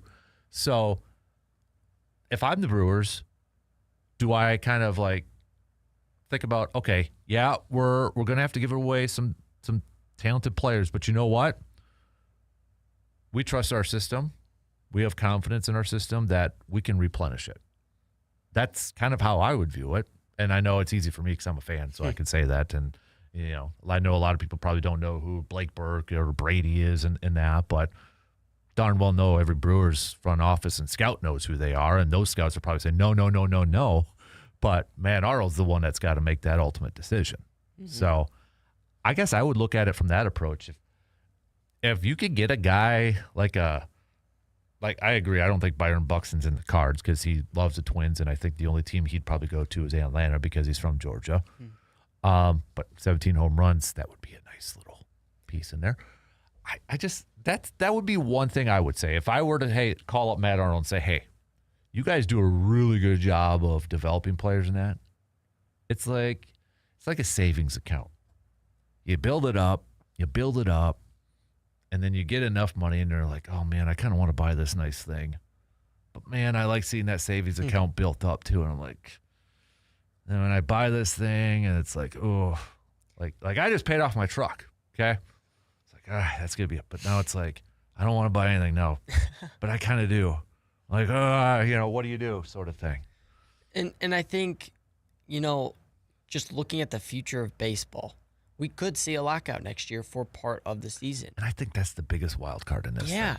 And I think that has to be factored into it because this could be a year you just go all in. Mm-hmm. I think another factor, though, is one of the proposals for the CBA is a minimum salary cap. Yeah, a floor, Which would cause the Brewers to go more than $50 million more in cap. Why not sign Bryce Durang then? Then you have an infielder and you don't need all this depth. So you can manipulate things in order to make this work out if you want to. And I think it is just if they want to, because they can go all in and do this. And I think, like you've said multiple times, these prospects don't always pan out. These are wild cards. We don't know if Luke Adams is going to be the first baseman of the future. Yeah. And Tarik Skubal is going to give you a good start if his elbow is good. Yep. And so I think, I would love it if they traded some of these prospects for Skubal, then re-signed Bryce Durang. Then you've got your second baseman of the future. You just have to worry about shortstop and third. You make a good point about that salary floor, because if that is a thing, the Brewers have to spend more money.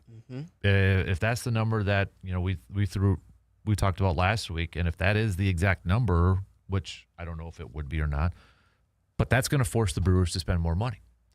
Okay, where do you if let's say right now, all of a sudden, MLB says salary floor starts today. All you teams below it, you have a week to get to it. The first person you're re-signing is who? Is it Bryce Durang? For me, it is. Mm-hmm. It is Bryce Durang. And it's just because he's been so good for this team, and I love Contreras. But and I also think this is setting up perfectly for the Brewers because the max contract's going to go down. So they have so much salary cap that they have to get to that maybe they sign both Bryce Turang and Contreras, right? Like I don't think that's in the cards, but Contreras is important, but I think they like Jefferson Caro down in AAA. Jefferson Caro, yeah. And so Bryce Turang at second has kind of been your staple this year, and I think he could be there and I think they love Bryce Turang. So if you lock up Bryce Turang, which I think is a big if at this point, then that makes Luis Pena tradable. Yep. That makes I still don't think you trade Jesus Mate. No. If anything, okay, bring him along at third. But that makes Jet Williams tradable unless you put him in the outfield somewhere. Maybe that's a thing where, okay, I still think they would okay, I'll take this route. If you do sign Turang long term, then I think that makes a guy like Garrett Mitchell tradable. Yeah. You put Jackson Churio in center, and then maybe Jet Williams in left, or Luis Lara, who's having a really good season too. There's a trickle down effect if you sign those guys and we're just throwing this out there for a fun conversation. I agree with you. I would love Bryce Turang to be locked up. My kid would love William Contreras to be locked up. That's his favorite player. And I would. Yeah. If they would lock up Contreras, Jefferson Curo's traded. You might as well trade him. That sort of thing.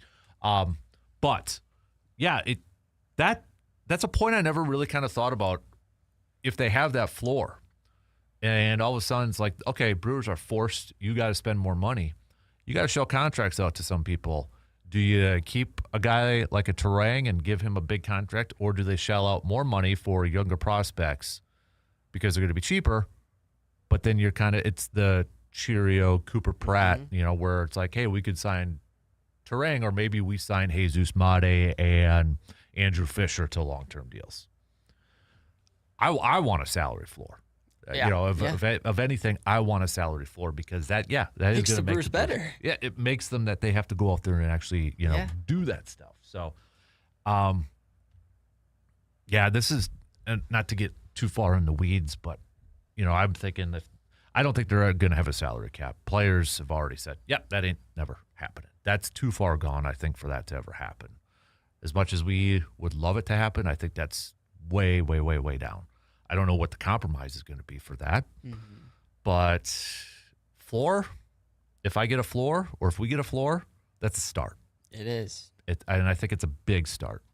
It's a nice start for a team like the Brewers. If that means Mark Anastasiou's got to have more investors, then that means he's going to have more investors into his family-owned team. Mm-hmm. That's the rule, though. You're going to have to spend more money. Just like the Packers start selling stocks or something. Yeah, right? Or sell more sponsorships to everything out there. But all right, we got to take a quick break. Back with more coming up after these quick words.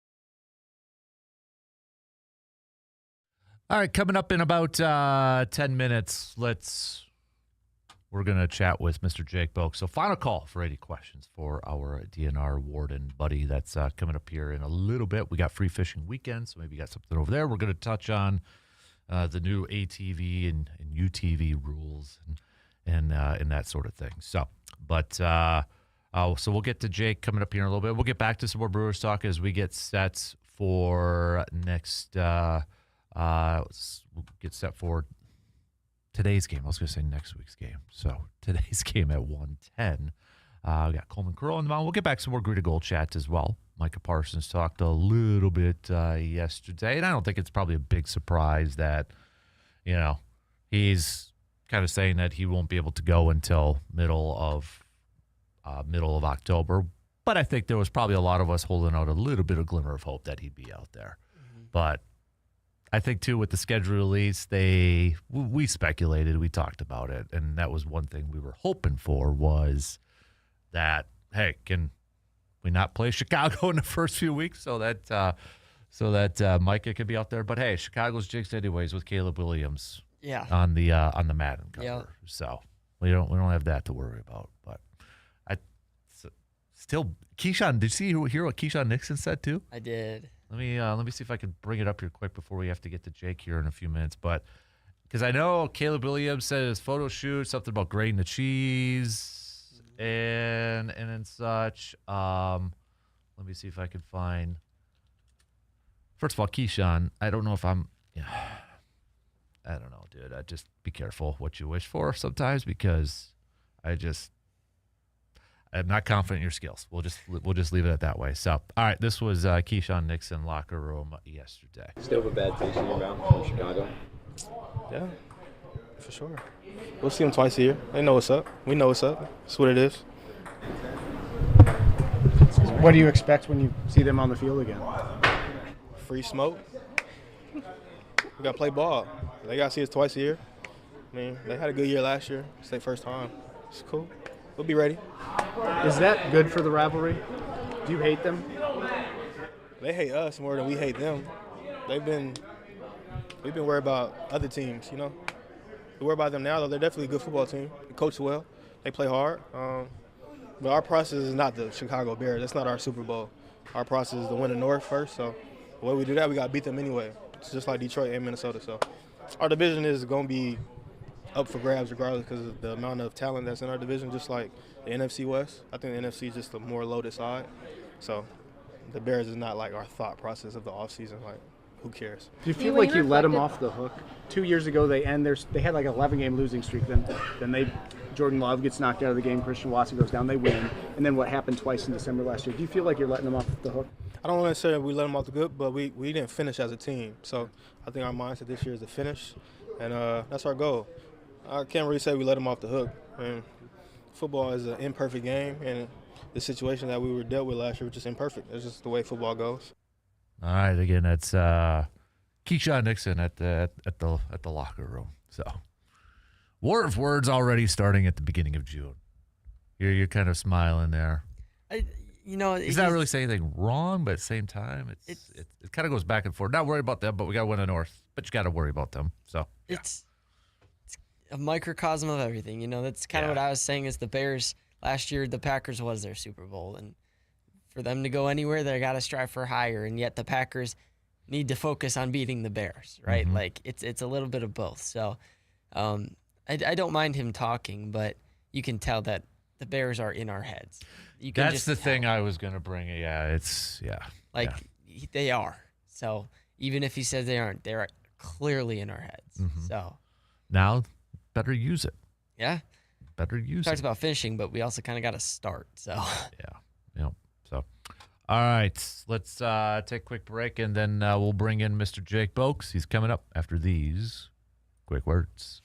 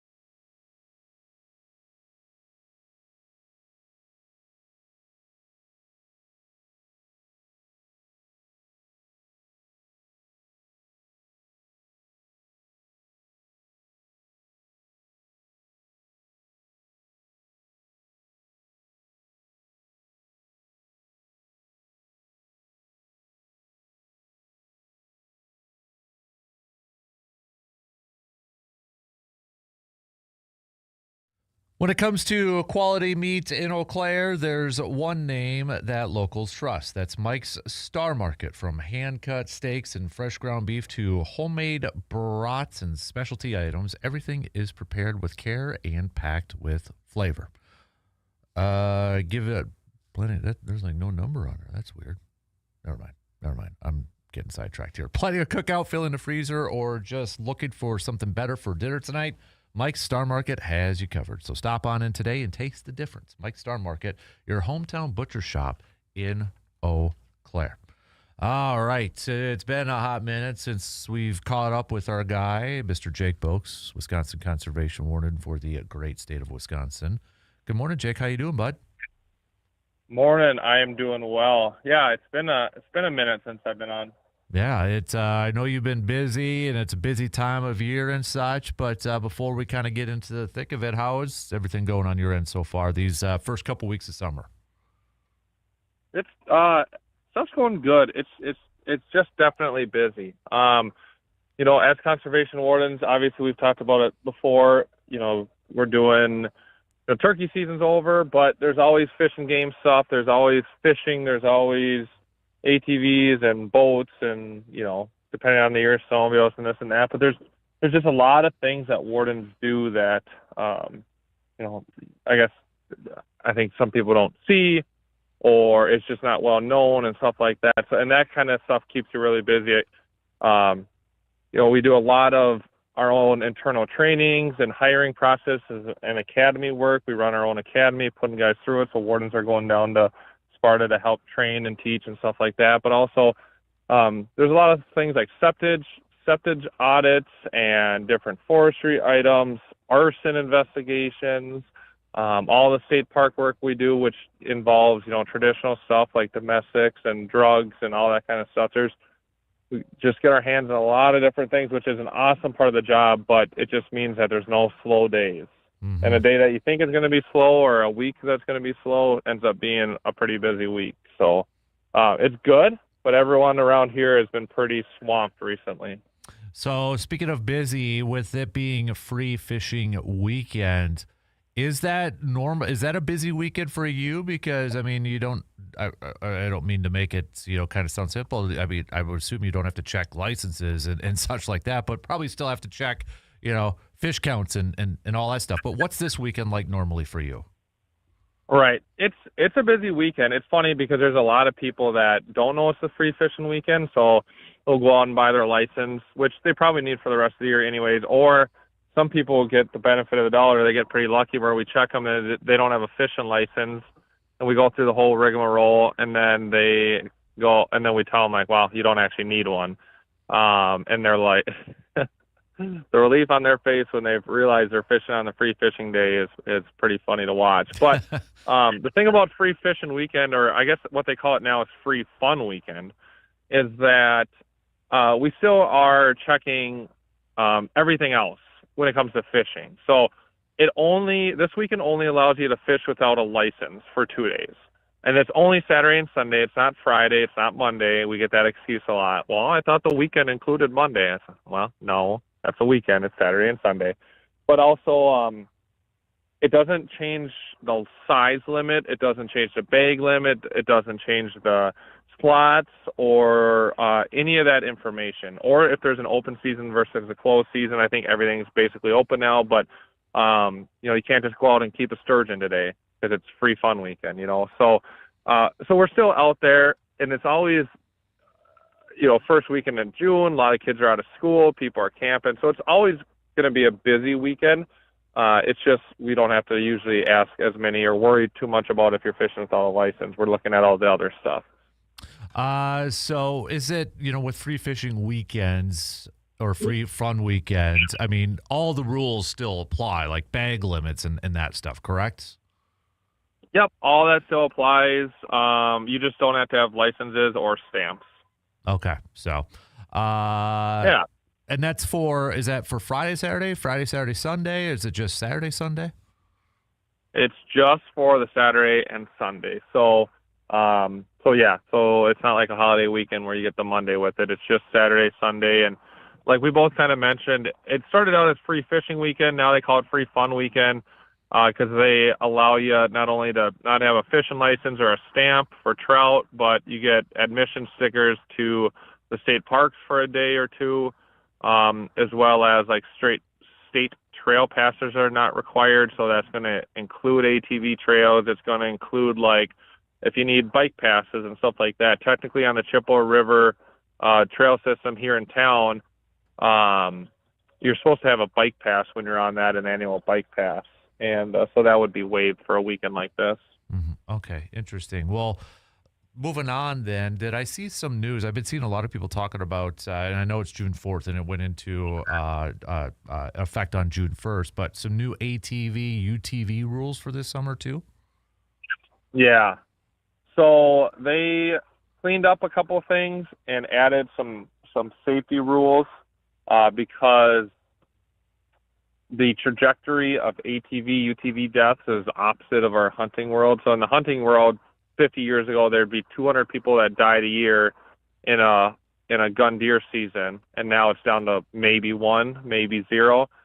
ATVs, UTVs, on the other hand, because it's a year-round sport in a lot of places and stuff like that, it's going from like a decade ago, 10 people dying in crashes to 41 last year, and we're already at 15 this year, and it's not even really, summertime yet, or, I mean, it is, but it isn't when it comes to ATV, UTV stuff. So that's a big part of all these rule changes.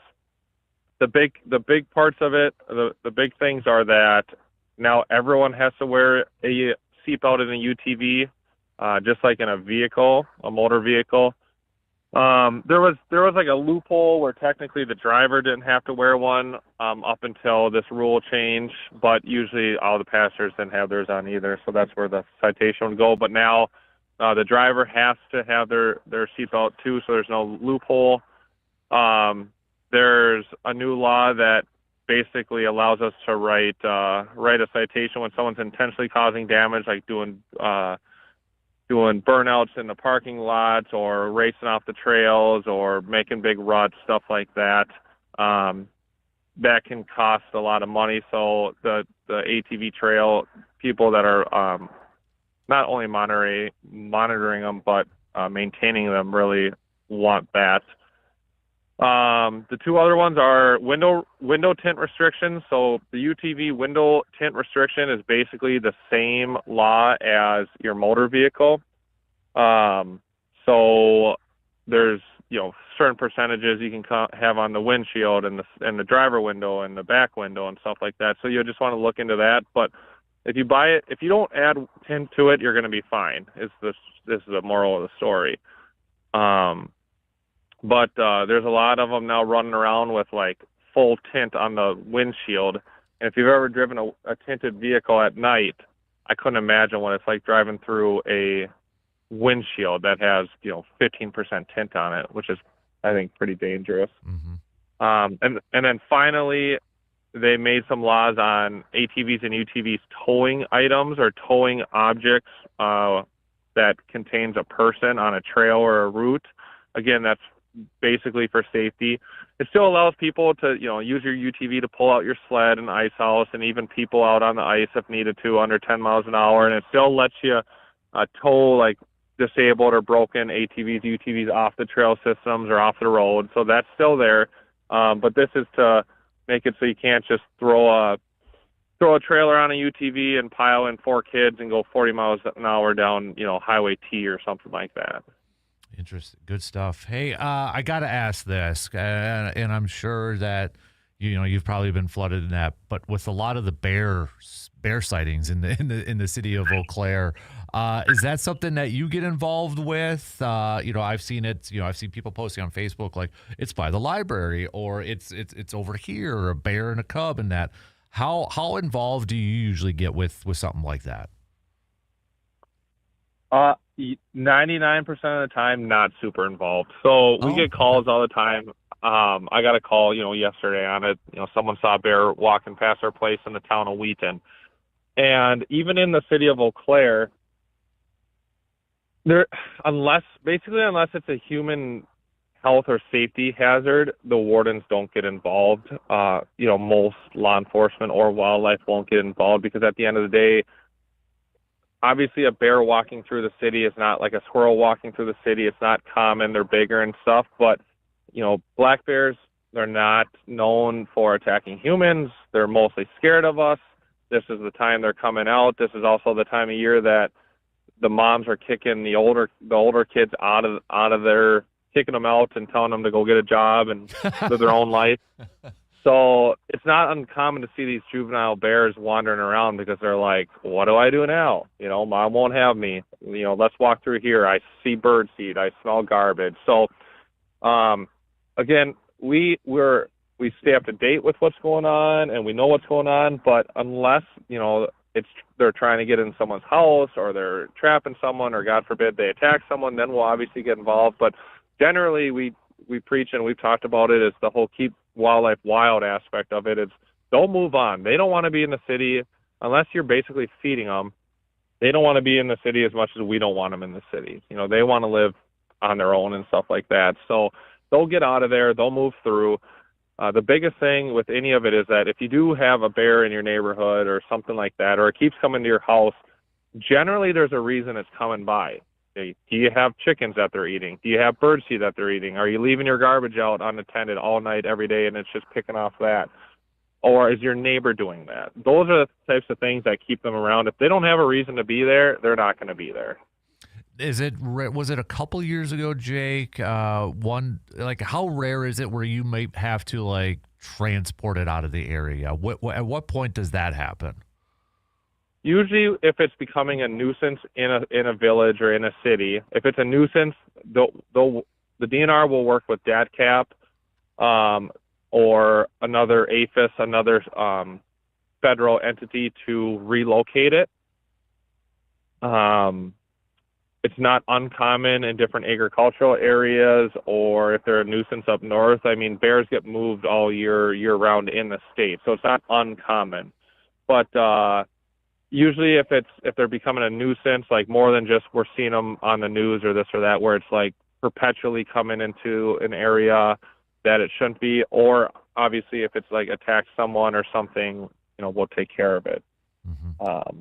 But just around here, yeah, we get calls on them. We see them on the news. We see them on Facebook, but maybe one or two has been moved out of the city or the surrounding area in the last couple of years. But really, I haven't seen it be like an overall issue, minus more than just like a media, mm-hmm. like something to follow on the media. Yeah, I couldn't. Was it a couple of years ago? Maybe I'm getting this wrong. Was it by like the river or the water plant over by River Park? Does that sound familiar? A couple of years? I don't. Maybe there was one that was going up and down like Water Street. Maybe that's what it was. Hanging out around Water Street, the apartments there, stuff like that. Mm-hmm.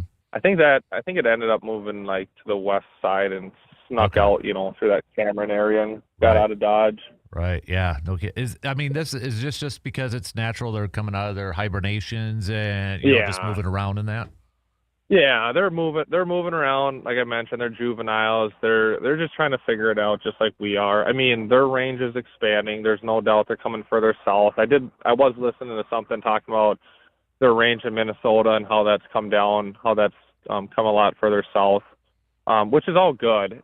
And and on the same point, humans are always developing. We're always expanding our range. We're always encroaching in their area. And at the end of the day, it's just one of those things where we have to learn to live collaboratively with all animals, mice, mm-hmm. squirrels, deer, bear, moose, God forbid one comes down here, That'd be awesome. I'm just saying, I'd love to see it. Yeah. I don't think any of us are going to complain about seeing a moose walking through our backyard, but, I mean, I don't know the statistics. I probably shouldn't even say it, but I'm pretty confident, where there's moose, there's probably more conflicts with moose than there are bears. But that's not a fact, so don't quote me on that. But I know that a moose can be a pretty dangerous animal as well. Yeah, I think I would always say, like, if I went hunting, and I see some of those shows and those videos where those guys bow hunting moose, how close they get to those things. Man, I don't know if I'd be shaking too much and probably wetting myself. Oh God, yeah, I know, right? Yeah, I don't know. I've seen a bunch of videos where they hang around people's houses and charge people, and they're fast and they're big. A lot bigger than a bear. Slow, but they're fast, right? They look slow, but they're really fast. They run like 30 miles an hour. Yeah, they cruise. Golly, man. All right, hey, before I let you go, Any final words with Free Fishing Weekend coming up here on Saturday and Sunday? Any final tips? No, just a reminder. I'll get it in every week. Read the regulations. Things are changing. Things have changed. So read the regs, especially the online regs, because those are the most up to date. There's plenty of ATVs and boats we've been pulling over with expired registration. Just, in our state, if it says 2026 on it, it means it's expired because our regular registrations expire March 31st of 2026. So if you see the year of it, that means it's expired. You want to see 2027, 2028, 2029 on your machines. As well as this is a weekend where a lot of communities, organizations, police departments have like Fish with a Cop, Cops with Bobbers type events. So if you're looking for something to do, Google your area, Google Cops and Bobbers, Google Fish with a Cop. There's different places in Jackson County, Black River Falls, Altoona, Lake Hallie, the Optimist Club, stuff like that do fishing events with kids and families on these weekends because it's obviously no license required. So if that's something you're interested in or something you want to help out, find that out and reach out or go attend those. They're fun to do. Good stuff. Jake, we appreciate it as always, buddy. Be safe out there, Yeah. and we'll catch up with you again soon, okay, bud? Yeah, thanks for having me. I haven't told you yet, but I won't be on next week. I got to go to Canada and catch fish. I suppose I have to go catch a walleye or two, so I'll be doing that next week. I feel like this is the time of year. You're like the third, fourth person I know that's going to Canada next week. Like, is this that time of year for everybody to go up there? It is. Okay. It is because it's just so much colder up there that, what is the fish run down here is not the fish run until, this time up there. It's just that far delayed because of the cold water and the ice off and everything. So this is kind of that prime time. A few of my coworkers are up there already, so I'm a little jealous on that. But I got to go next week, and if they're going to force me to catch a walleye, I guess I'll go do it. You so-and-so. Next year I'm coming with you, so just yeah, put it up there. I hear you. Always a spot. So, appreciate you having me on. It's always fun. Good luck to everyone this weekend, and be safe. You got it. There you go. There's Jake Boakes, Conservation Warden for the great state of Wisconsin. We got to take a quick break, and we're going to wrap up the third hour coming up after these few words.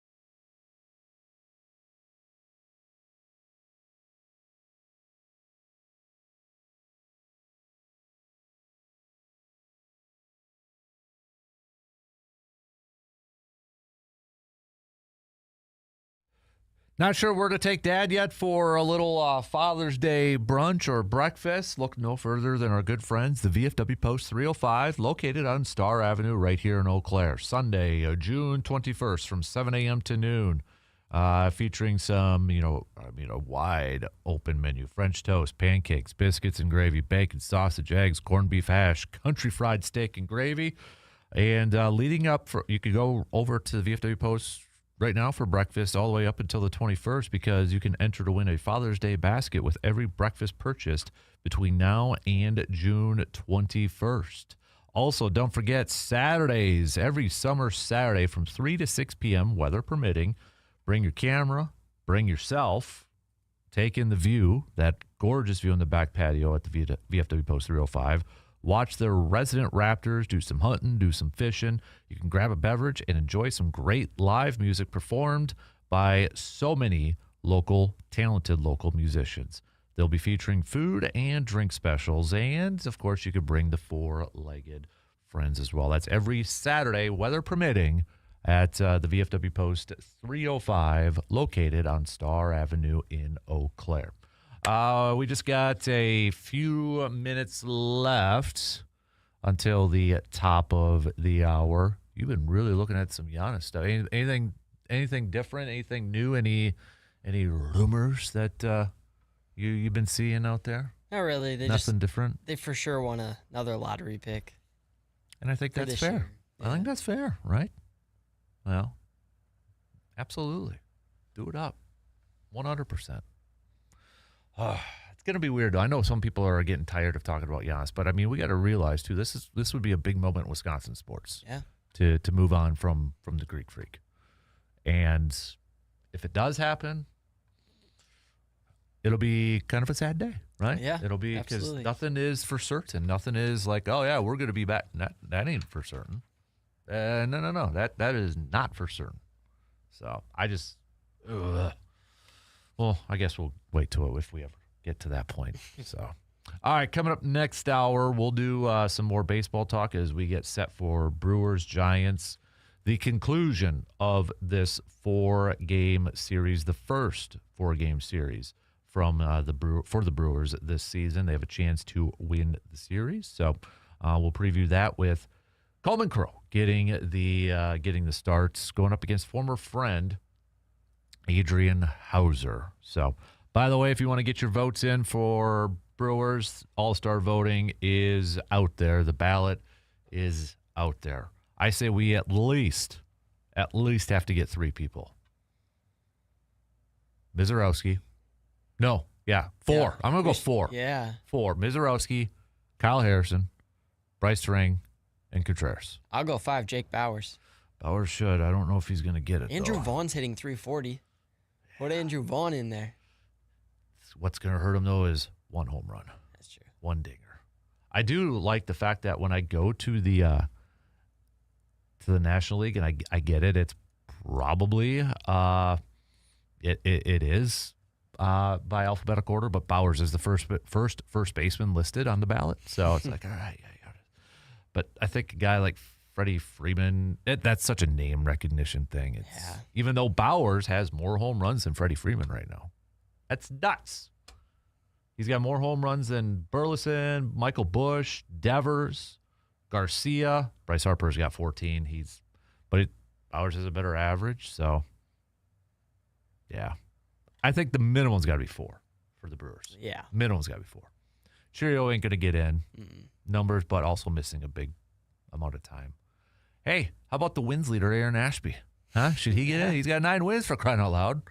Get him in there. Well, I guess tied now with Gavin Williams, so. Yeah, we just got to give him another win today. What a bum. He'll probably pitch today. I would think so. Let's put him in a position to get another win so he can be the first one to get double-digit wins this year. Come on. Got to do it. But Sanchez did win National League Player of the Month and then extended his, what did he do yesterday? He extends the scoreless streak. Think he's going to beat Oral Hershiser's? I think he's got a really good shot. He got scored on. Oh, did he get scored on? 7th inning. Oh, that's right. He did. That's 7th right. inning. So, he broke the Phillies record and was like 3rd, but he got scored on. Yeah. Man. So, all right. We'll Shot clock's going to cut us off here in a minute. So we'll talk some more Brewers coming up next hour. Maybe we'll get back to a little bit more football talk and Packers talk with Micah Parsons chatting a little bit yesterday.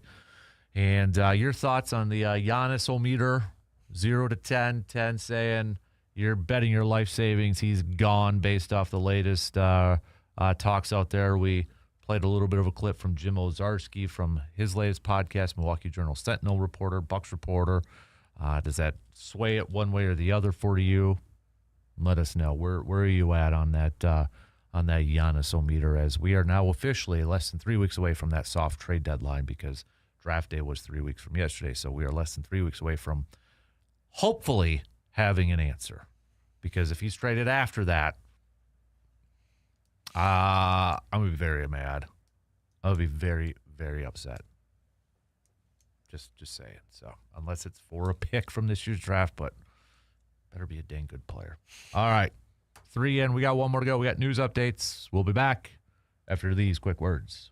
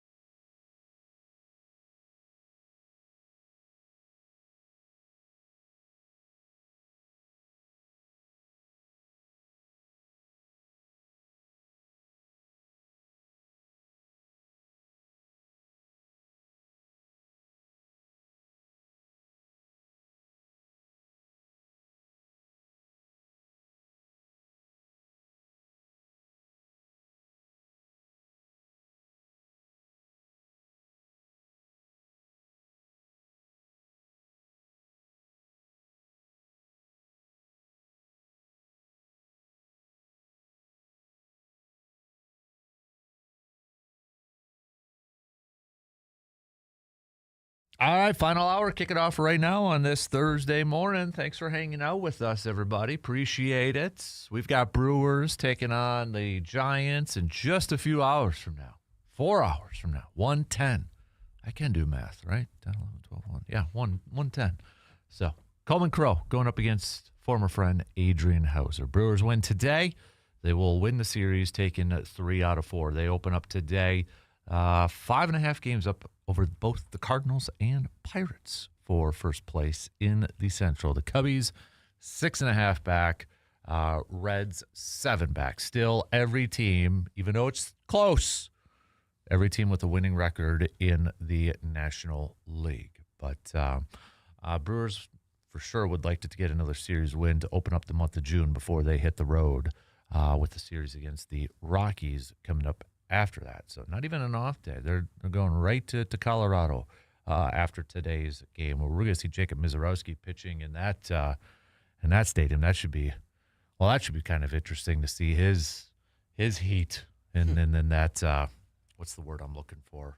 Not environment, but altitude. That's the word I'm looking for. Altitude. So first things first, though, we gotta take care of business today and get this win, which I think for Coleman Kroll, the biggest thing is, can the offense bounce back after just getting 3 hits yesterday against Logan Webb?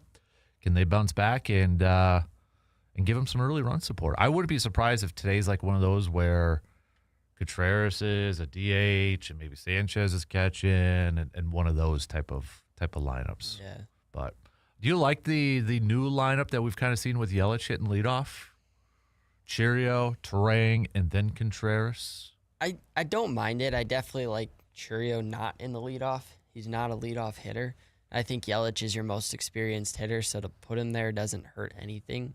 And especially with the way Jake Bauers has hit, you've got a good 1 through 5. Mm-hmm. Again, I don't know who else would be leadoff. Like, at the beginning of the year, I wanted Sal Frelick to be leadoff, but he's not hitting well enough. I felt like Garrett Mitchell may be leadoff, but he strikes out way too much. Cheerio's not a leadoff hitter, so you kind of only have Yelich as a leadoff hitter. But other than that, the lineup, I mean, besides our infield left side, we're good. Mm-hmm. Yeah. So I think a lot of it maybe just, having Yelich as that veteran guy leading off and kind of setting the table there. I think maybe I'm still old school, but maybe the mindset of the leadoff hitter is just different now. I'm going back to the good old days of like a Kenny Lofton, being your leadoff guy, or a Ricky Henderson type being your leadoff guy. Now you got Kyle Schwarbers of the world being leadoff hitters, or Christian Yelich and Shohei Ohtani, right, being a leadoff hitter. Maybe it just this is the way. This is different. It's maybe the analytical way, sort of thing. But do we call them table setters anymore? I don't think we call them. Maybe we shouldn't call these guys table setters anymore because that was. You didn't really have power hitting in your leadoff. It was just guys that would get on base, get a little speed on there too, and then 3-4 hitters, 3-4-5. Now it's different because 2 hitters. You kind of look at your number 2 hitters. Are they the best hitter in your lineup at times? Ohtani's a leadoff hitter. Ohtani's quick, fast. He's sneaky fast. I don't think a lot of people realize for his size, he's fast, but 2, he's incredibly smart. So that helps to have that on there. Yelich, I think, though, too, is kind of sneaky fast for a lot of people. It's those tall strides, gazelle type of strides out there. But I think a lot of it is just maybe the definition of a leadoff hitter is completely different than what it was 30 years ago. Which is, I wonder why it switched. You know what I mean? Like when and why. Because Kyle Schwarber, I mean, he's different than both Ohtani and Yelich because he doesn't have speed. No. And that's interesting because he just hits home runs, which why would you have him in your 1 spot? But it probably goes to some kind of pitching where, starters throw fastballs to their first guy more or something like that. So I don't know. It definitely has changed, though. Mm-hmm. Yeah, or maybe it's just a mindset of a couple ways to look at this. Let's get off to an early lead, but then after the first turn through the rotation, our lineup doesn't matter. Yeah. And that's what you hear a lot of people say. Well, honestly, it's kind of what we maybe tell little leaguers too, hey, it doesn't matter where you hit, right? It just, after the first, it's all screwed up after the first turn anyways, or first run through. But I don't know, because you did have back in the day some power hitters too as leadoff, and it's just, everybody's different. Every team's different. Well, and if you hit leadoff, you're going to get more at-bats, likely. That's the other part of it too. So it's that, for sure. You're going to maybe that's the mindset. Okay, we want a power guy at leadoff so they get more opportunities to crush that ball and give us a run. The analytics approach to it. Yeah, because, okay, you have Ohtani on your team. I don't care if you have Mookie Betts and Freeman and this all-star team. You probably want, of all those guys, Ohtani to have more at-bats, right? Yeah. So, of the Brewers, who do you want to have the most at-bats? Right now, they go back and forth, so I don't. Yeah. I think that's why you had Cheerio for a while there, and now they got Yelich, and they have had Terang in that too. Like, wouldn't Contreras have been tried there? You think? Maybe part of it is the speed part. Maybe just because Yelich does have a little bit of speed. Yeah. Yeah. Yeah. But, or maybe we just overthink batting lineups. Probably. That's the other part in it too. So, but I am curious to see what the lineup does look like if we get another day of Joey Ortiz not starting. Yeah. That's the other one too. But what's this? Oh, I saw Chris Haynes tweet and I was like, oh, I got all excited about, because we were just talking about Chris Haynes and the Bucks. But apparently, the NBA is looking into 2 courtside fans who allegedly directed vulgar, profane, flopping remarks towards Jalen Brunson in Game 1 of the Finals. So Brunson met with the official Scott Foster after the game to address the fans' behavior, to which the remarks continued. So, but come on, why do fans do this stupid stuff all the time? Like, I shouldn't be surprised about the human race anymore, but still, it's just idiotic. Well, especially because, they're going to ban you, likely. So is that worth it? Is it worth it to do stupid? I'm sure people are going to say, well, alcohol is... Okay, still, was it worth it? Yeah. Was it worth it? Like, running on the field and doing all that stupid stuff, you got 15 minutes of fame. Congratulations. Nobody's going to remember you the next day, and nobody's going to give a rap. You know what I mean? It's just dumb. People are dumb. So, but back to baseball here. Coleman Crow, we talked a little bit about Coleman Crow. And is he just maybe at the point in his career where, okay, 1 time, 2 times through the order, and teams are starting to figure, we know it's the breaking ball, that's his pitch, that curve ball. Does he need a little bit more fine-tuning? I don't think he, this year, is going to be, if everybody's healthy, I don't think he's a top 5. And that's not a knock on him. It's just part of the depth, I think, that the Brewers have. And I think he, but is the future bright all of a sudden for Coleman Crow? I think absolutely it is. Mm-hmm. It really could be. Guy that we didn't really know a whole lot about. A lot of people didn't even know who he was at the beginning of the year. And now you see the movement of that ball. I think there's a lot that this staff, that like Chris Hook and this pitching staff, that they can really work with and continue to mold. And I think he's definitely a part of the conversation for the starting rotation in the future for a mainstay as the top 5. Yeah. You're looking at next year, you could have a top 4 of The Miz, Harrison, Henderson, and then Crow. And it's an impressive starting rotation. But just like you said, Logan Henderson wasn't ready last year. Mm-hmm. Coleman Crow's got some work to do. So does Gasser. And they've got time. So they're young. We've got club control on them. They can easily go back down, figure some things out, and we can pull them back up. So they're playing well though for spot starts. I don't know how many teams just add random players to do spot starts as much as the Brewers. Yep. Texter asks, is it time for the Cooper Pratt show? We kind of touched on that a little bit earlier, but I think both you and I would probably say, yeah. Yes. Cooper Pratt, Joe Williams. Call them both up. At this point, what are you getting from the left side of your infield currently right now that's making you say, yeah, I continue to want that. That Hamilton, I'm fine with being a bench role player and getting those spot starts. I'm completely fine with that.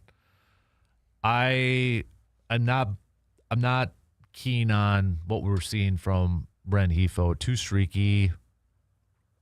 Just not comfortable when even a ball's hit to his side on third base. Made a nice. He showed off his hops last night on a catch, but there's been other instances where I just like, I don't know if that's necessarily the best option. But here's the thing though too, is Jet Williams, spring training he was getting molded as third base, but now he's been playing more in the outfield in AAA. So is he an outfielder? Is he a third baseman? What's Jet Williams' best spot right now, or where do they eventually see him?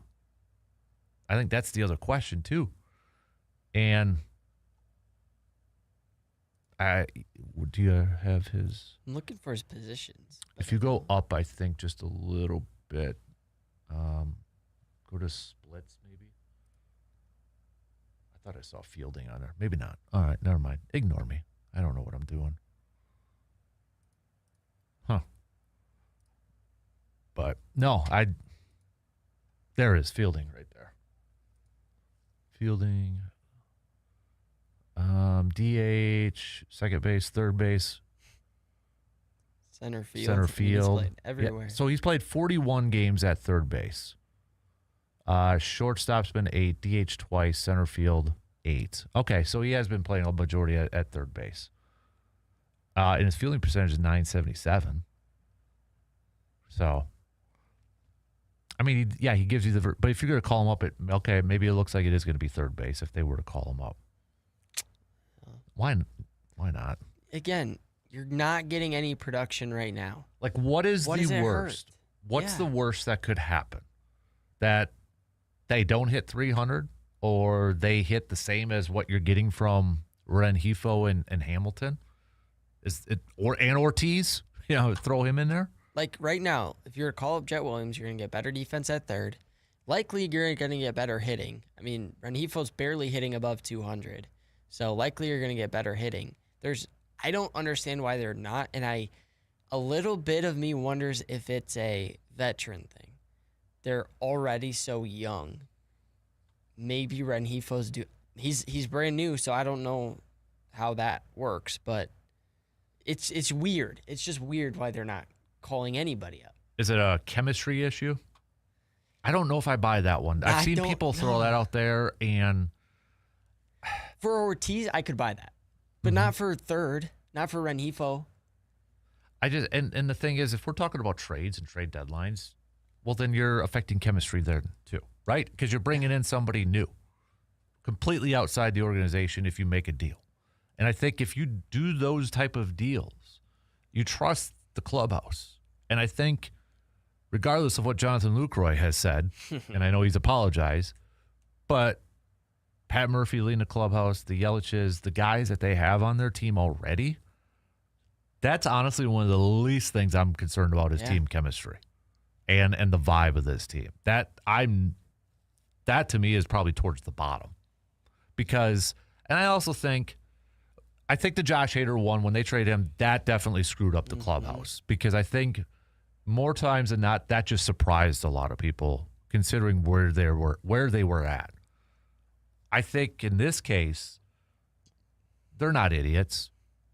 They know that they're not getting a ton of production. But if a team makes a move, I would hope that they would look at it from the mindset of, hey, they think we have a shot to do something here. We want to advance. Let's go then. It's the team kind of telling you, hey, we believe in you guys. Here's a little bit more to help you out.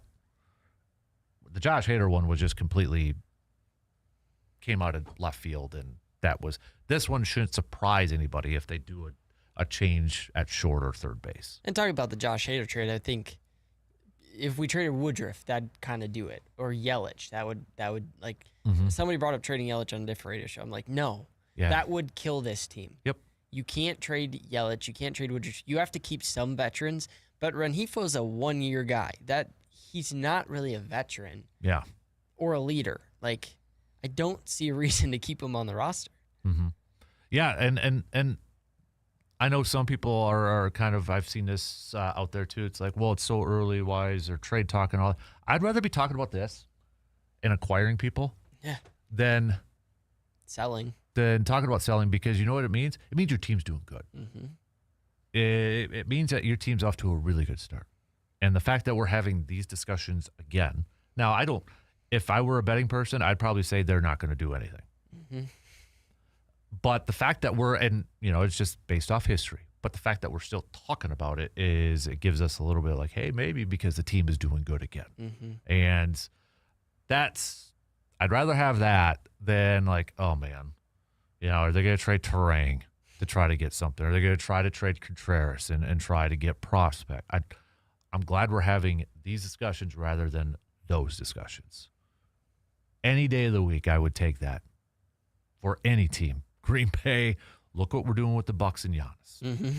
Right? We're not talking necessarily about bringing somebody to pair up with Giannis anymore. We're talking about, is Giannis even going to be there or not? I'd rather have these Brewers talks about trades than what we're doing with the Bucks any day of the week, because that means our favorite team is in contention. Whether you don't think they can do it or not, we're getting a shot at it at least. Yeah. So, yep. But all right, we got to take a quick break. Plenty more to get to, though. We'll be right back after these few words.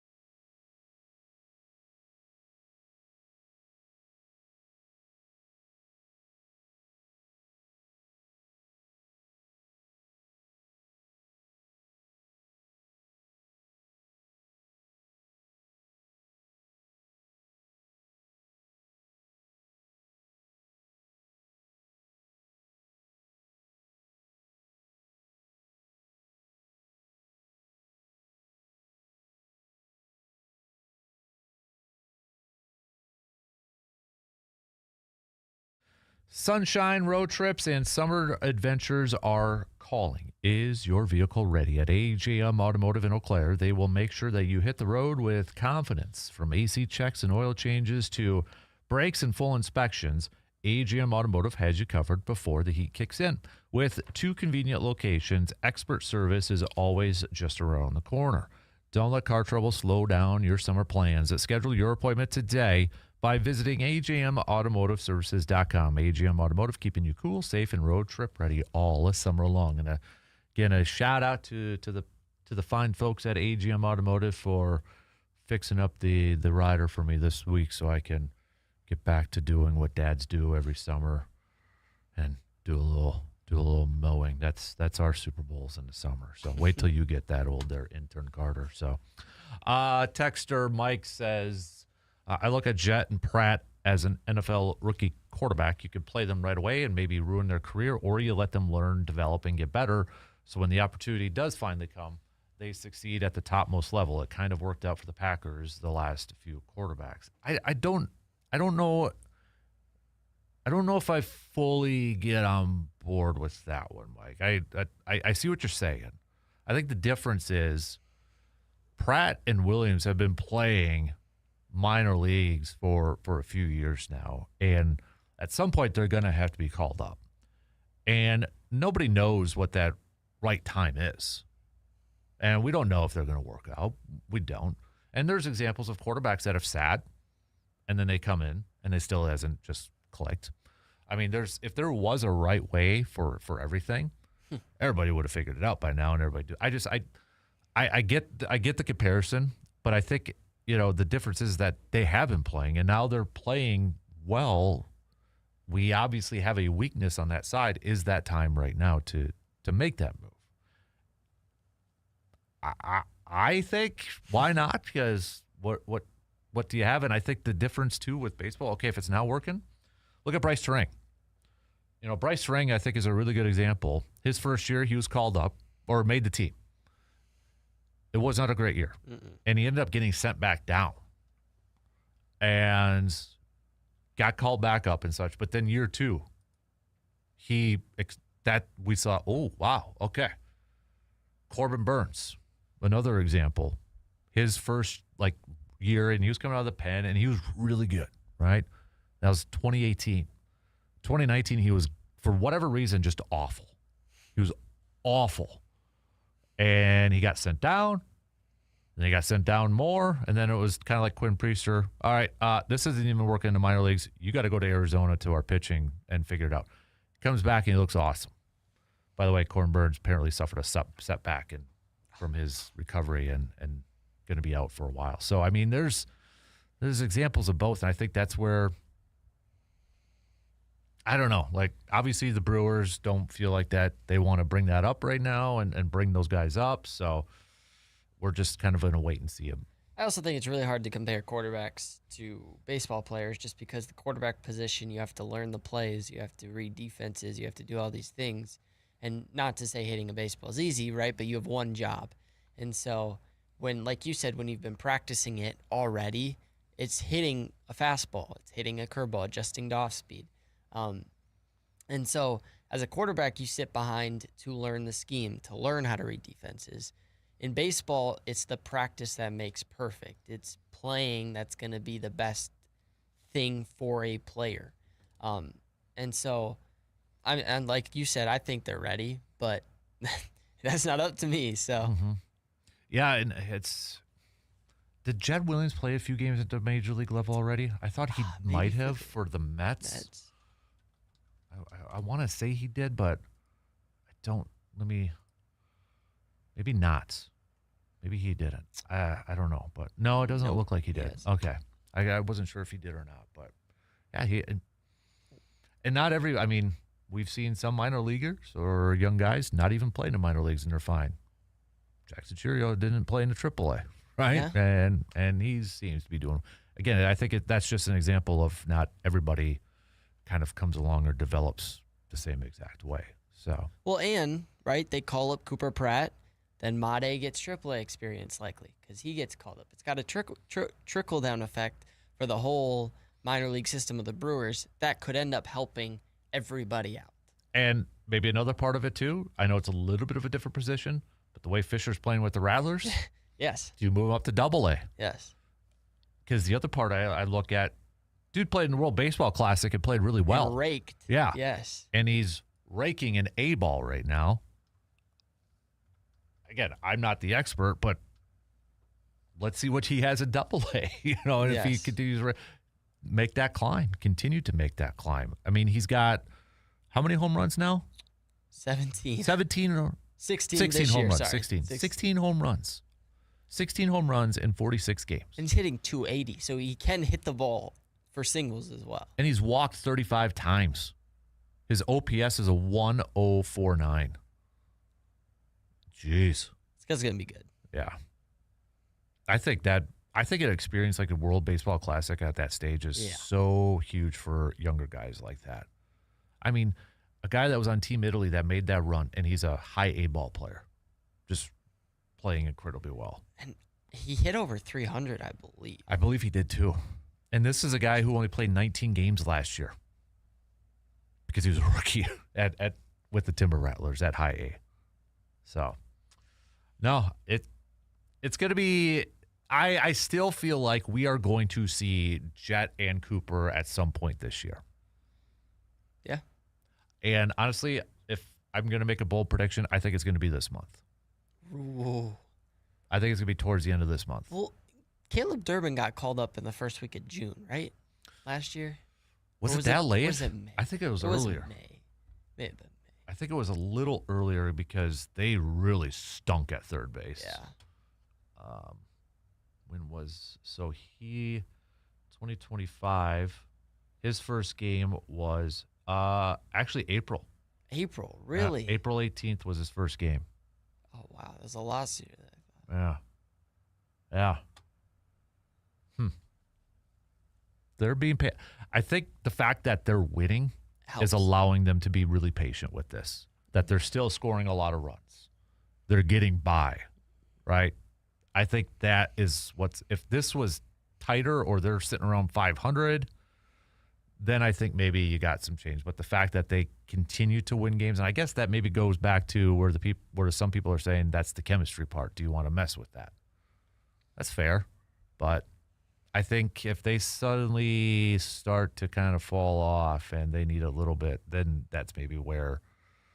So it's like, one hand, they're winning, but that maybe comes at the cost of calling these guys up. So where's that balance? I will say it's not like they're playing themselves onto the major league roster. They're playing well, but if they were hitting 300, I think they'd be up. They're like Jet Williams is hitting 254. Cooper Pratt's hitting 248, I believe. Yeah, because they were off to slow starts. Yeah. They've been kind of streaky in that. So if they were playing well, really well, I think they'd be up. But it's almost that the MLB players have played down, that they're even in the conversation. Mm-hmm. That's fair. Yep, that's fair. All right, we got to take another break. Back with plenty more. Final half hour coming up after these few words.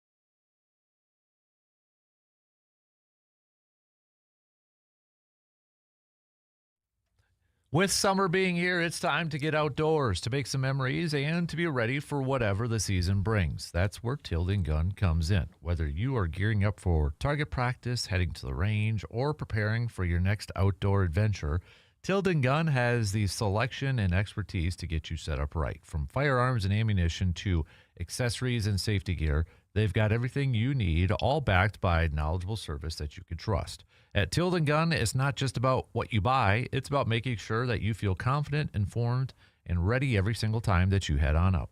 So this summer, don't just enjoy the outdoors, be prepared for it. Stop by Tilden Gun today and see why they are a trusted name for shooters and outdoor enthusiasts alike. Aaron Rodgers really getting the gang back together. Robert Tonyan's now signed a one-year deal to the Steelers. Dean Lowery just signed a deal over there. Holy moly. Where's Alan Lazard when you need him? That's actually a good question. Where is Alan Lazard right now? Is he? No, is he? I think he's still in the Jets. Or is he a free agent right now? I think he's did he get released? Yeah, he's a free agent. Put money on him going to the Steelers. Yeah, what the heck? Yeah, it's December 16th. He was released by the Jets. So, all right. That's a good futures bet. We're wow. All right. Oh my goodness. Got to bring the whole guys back for the final run. Yeah. I always liked Robert Tonyan. It's just yeah. I saw Dean got signed, and then there was a video of practice, and Dean ran out, and Rodgers ran behind him, and he was like, "Say, that's Dean Lowery, everybody." I guess they had a friendship when they were in Green Bay, and that too. But all right, I didn't even know he was still in the league. Dean, to be honest, yeah, Dean. But all right, well, we'll see how that goes. But what else do we got over there? Micah Parsons talked a little bit yesterday. Again, no big surprise, kind of saying that probably not going to be till October that he's going to be back out there, which I'm fine with. Yeah. I think, schedule-wise. I don't want to get into game predictions because so much can happen from now until then. But right now, when you look at the Packers' schedule, Packers should be fine before that Bears game. You got Vikings. You should beat the Jets. Yep. I think you should beat the Falcons. Buccaneers will be a good game. But yeah, you look at that Bears one. I hope he's back for that game. And if that is his first game back, it is at Lambeau. Introduce the defense and make him the last person getting introduced. Mm-hmm. Get the fans even more jacked up for that game. Get them more pumped up. Get Micah Parsons more pumped up. Mm-hmm. Exactly. So, and then after that is the Cowboys game when the Cowboys come to Green Bay. So I think that's the other part too. It'd be 2 home games back to back for Green Bay. I don't know if that really matters too much in the Parsons department, but I think you gotta take it a little bit slow. Okay, you bring Micah Parsons back, and then the Packers are getting those new jerseys. You wear those on that night too. That's right. They are getting new jerseys, aren't they? Yeah, for the rivals. They haven't been released yet. I wonder. I don't think they have. I'm sure there's got to be some sort of leaks, I would imagine, too. When do they get released? Do they know? The NFC. August 28th. So Jesus, we got a ways yet. Come on. All right, I'm nervous. I'm nervous, but also I'm skeptical on how it's going to look. That's the history part of me. I don't mess with that stuff. It would be no. I get it's all about making some moolah and for the younger fans, but come on, I with some of the latest designs, I don't know if I'm going to like this or not. The whiteouts are pretty sick, though. I do like the whiteouts. I just don't like it at home. Oh, really? When I think to me, their road jersey is their white jersey. So I didn't like it when they wore whiteouts when Chicago came to Green Bay. Yeah. Because that made my mind's thinking we're wearing our away jerseys at Lambeau against Chicago. That's how my mind went, and I didn't like that. Didn't matter. They still won, I believe, but that's where my mind goes. I honestly don't think the players mind that much. Yeah, if anything, players probably like the new jerseys. It's something different. It's something new. They're the ones that have to wear it. We're just fans. We just watch, and I don't. This is what it should boil down to. I don't care about jerseys. I just want wins. Mm-hmm. That's what it should bear down to for us fans. Yep. I don't care if they're wearing blaze orange with yellow pants. Just give me a win. Look ugly doing it. I'll care about that. Yeah, let's not do that. Look ugly. Just give me a win, dude. Just win. I don't care anymore. So my kid will probably care and want those jerseys. I settled off. I pumped the brakes on the Wisco stuff. I did not get a hat. I didn't get a hat. I still like them. I like the color of them. I like the color. But we ended up finding a better nickname. And so I'm holding out hope for that now. Oh. Yeah. Because, I don't really call it Wisco. I'll either say Scotty. Okay. But as we had Timonaculi region, whatever, Dairyland. There you go. I'm like, that's the nickname. That's the nickname. Or as our friend Brandon said, to reference Wayne's World, the Good Land, Milwaukee. I would buy a jersey on that, a heartbeat. But so I like the color scheme. I like the story behind it, but I can't pull it. Not for $60 for a hat. Yeah, that's the problem. Yeah, I'll wait and find it on eBay cheaper, second handmade or something like that. So, why are hat prices so expensive these days? I know. It's so weird too, because like they're you not. can buy a ticket to a game cheaper than a hat. Yeah. Well, they're not made like to last that long. Like they get wet, you're cooked. So Yeah, it's weird. Yep, it is. But all right, do they have another OTA practice today for the Packers? I don't know if they'll have media sessions or not. What is the Packers OTA schedule? Oh yeah, today, June 1st, 2nd. So yesterday was actually an off day. Must have just talked to the media, so they got workouts today. But I don't know if media will be there or not. So, all right, we'll see. But nothing yet on Josh Jacobs. I would like to know. I should ask somebody that's a little bit of an expert in his field. The fact that there's still nothing, does that bode well towards Josh Jacobs' camp? Or not, because they're still investing. You know what I mean? Like, yeah. Does the longer this goes be better for Jacobs or worse for Jacobs? I kind of am in the middle because like they're probably still trying to gather everything before doing anything, but at the same time, if it's taking this long, it's is there like nothing a lot yeah. there? You know, and I would say that doesn't necessarily mean the NFL wouldn't suspend him for anything, because we've seen that before, where the NFL will come in and do their own investigation and come to a conclusion in that. So I don't think it would be completely out of the woods yet. But yeah, because it happened so quick, and then it got quiet really quick, right? It's like nothing's really been leaked outside. I know there was a 911 call, but then that kind of went. That went away pretty much. Yeah. It's been pretty quiet, so I don't know. If anybody's like a lawyer or a legal expert out there, you can be anonymous too. I don't care. Just reach out, and I won't say your name. I don't know. Maybe there's not a whole lot. Maybe I'm overthinking it, but yeah. All right, let's take our final break because we got picks to get to. We'll be right back to wrap it up in just a couple minutes.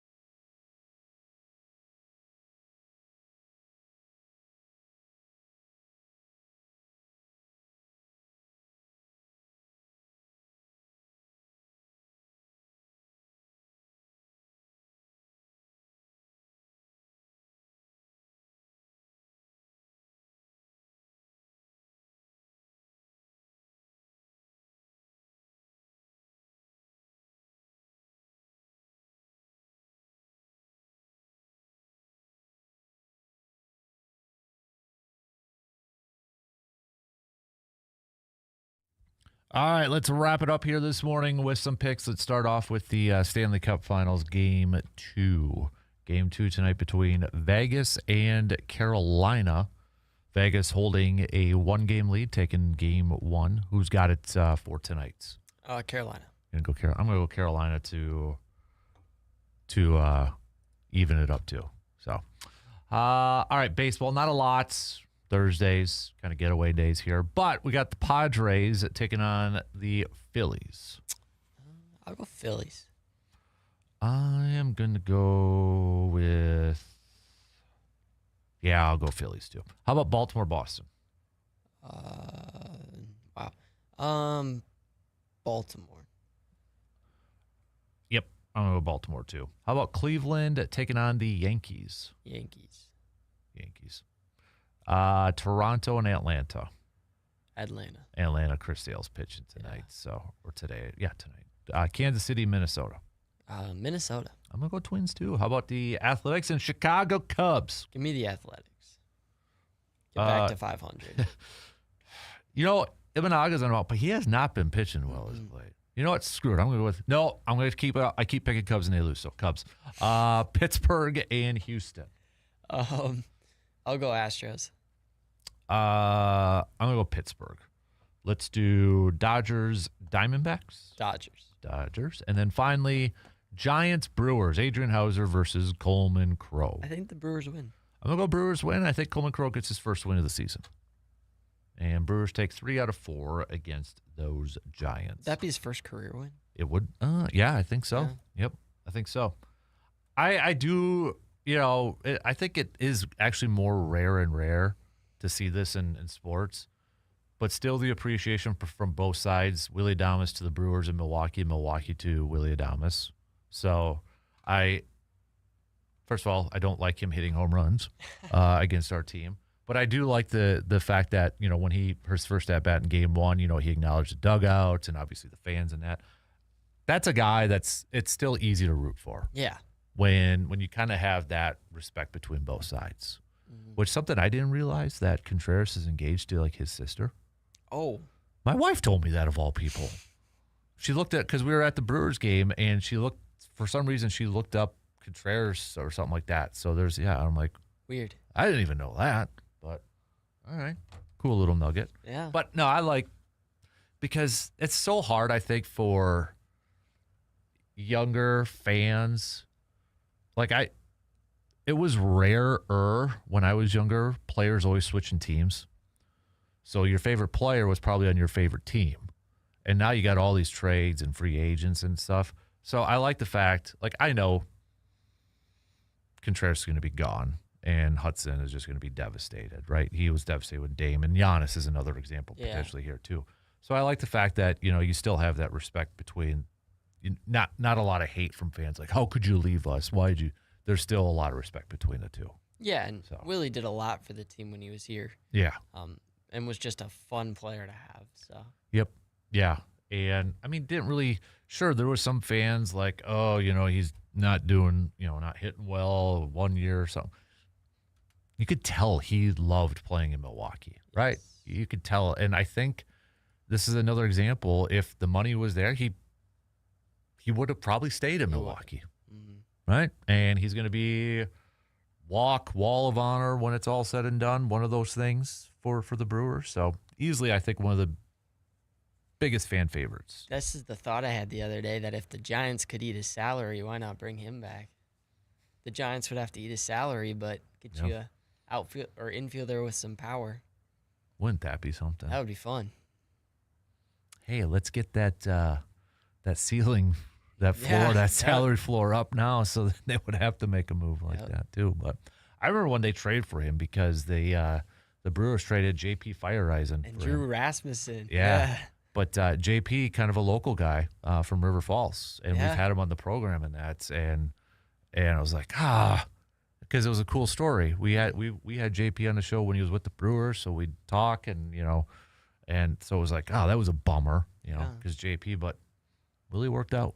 So they were good too. They were. I thought they were going to be really good, and just didn't pan out. Yep.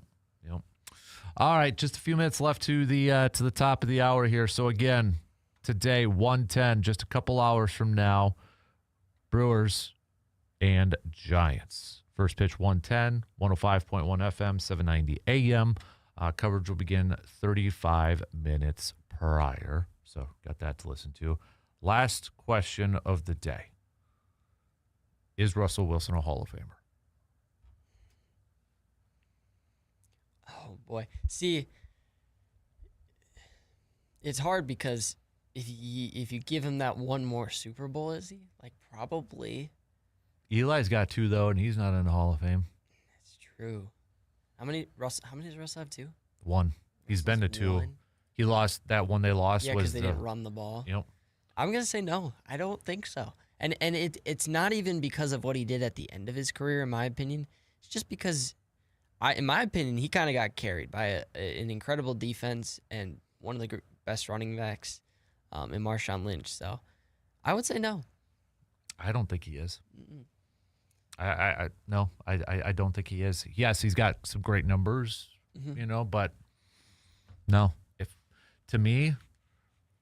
If Eli, maybe eventually he does. Maybe he's like a later on type of thing, but not first ballot.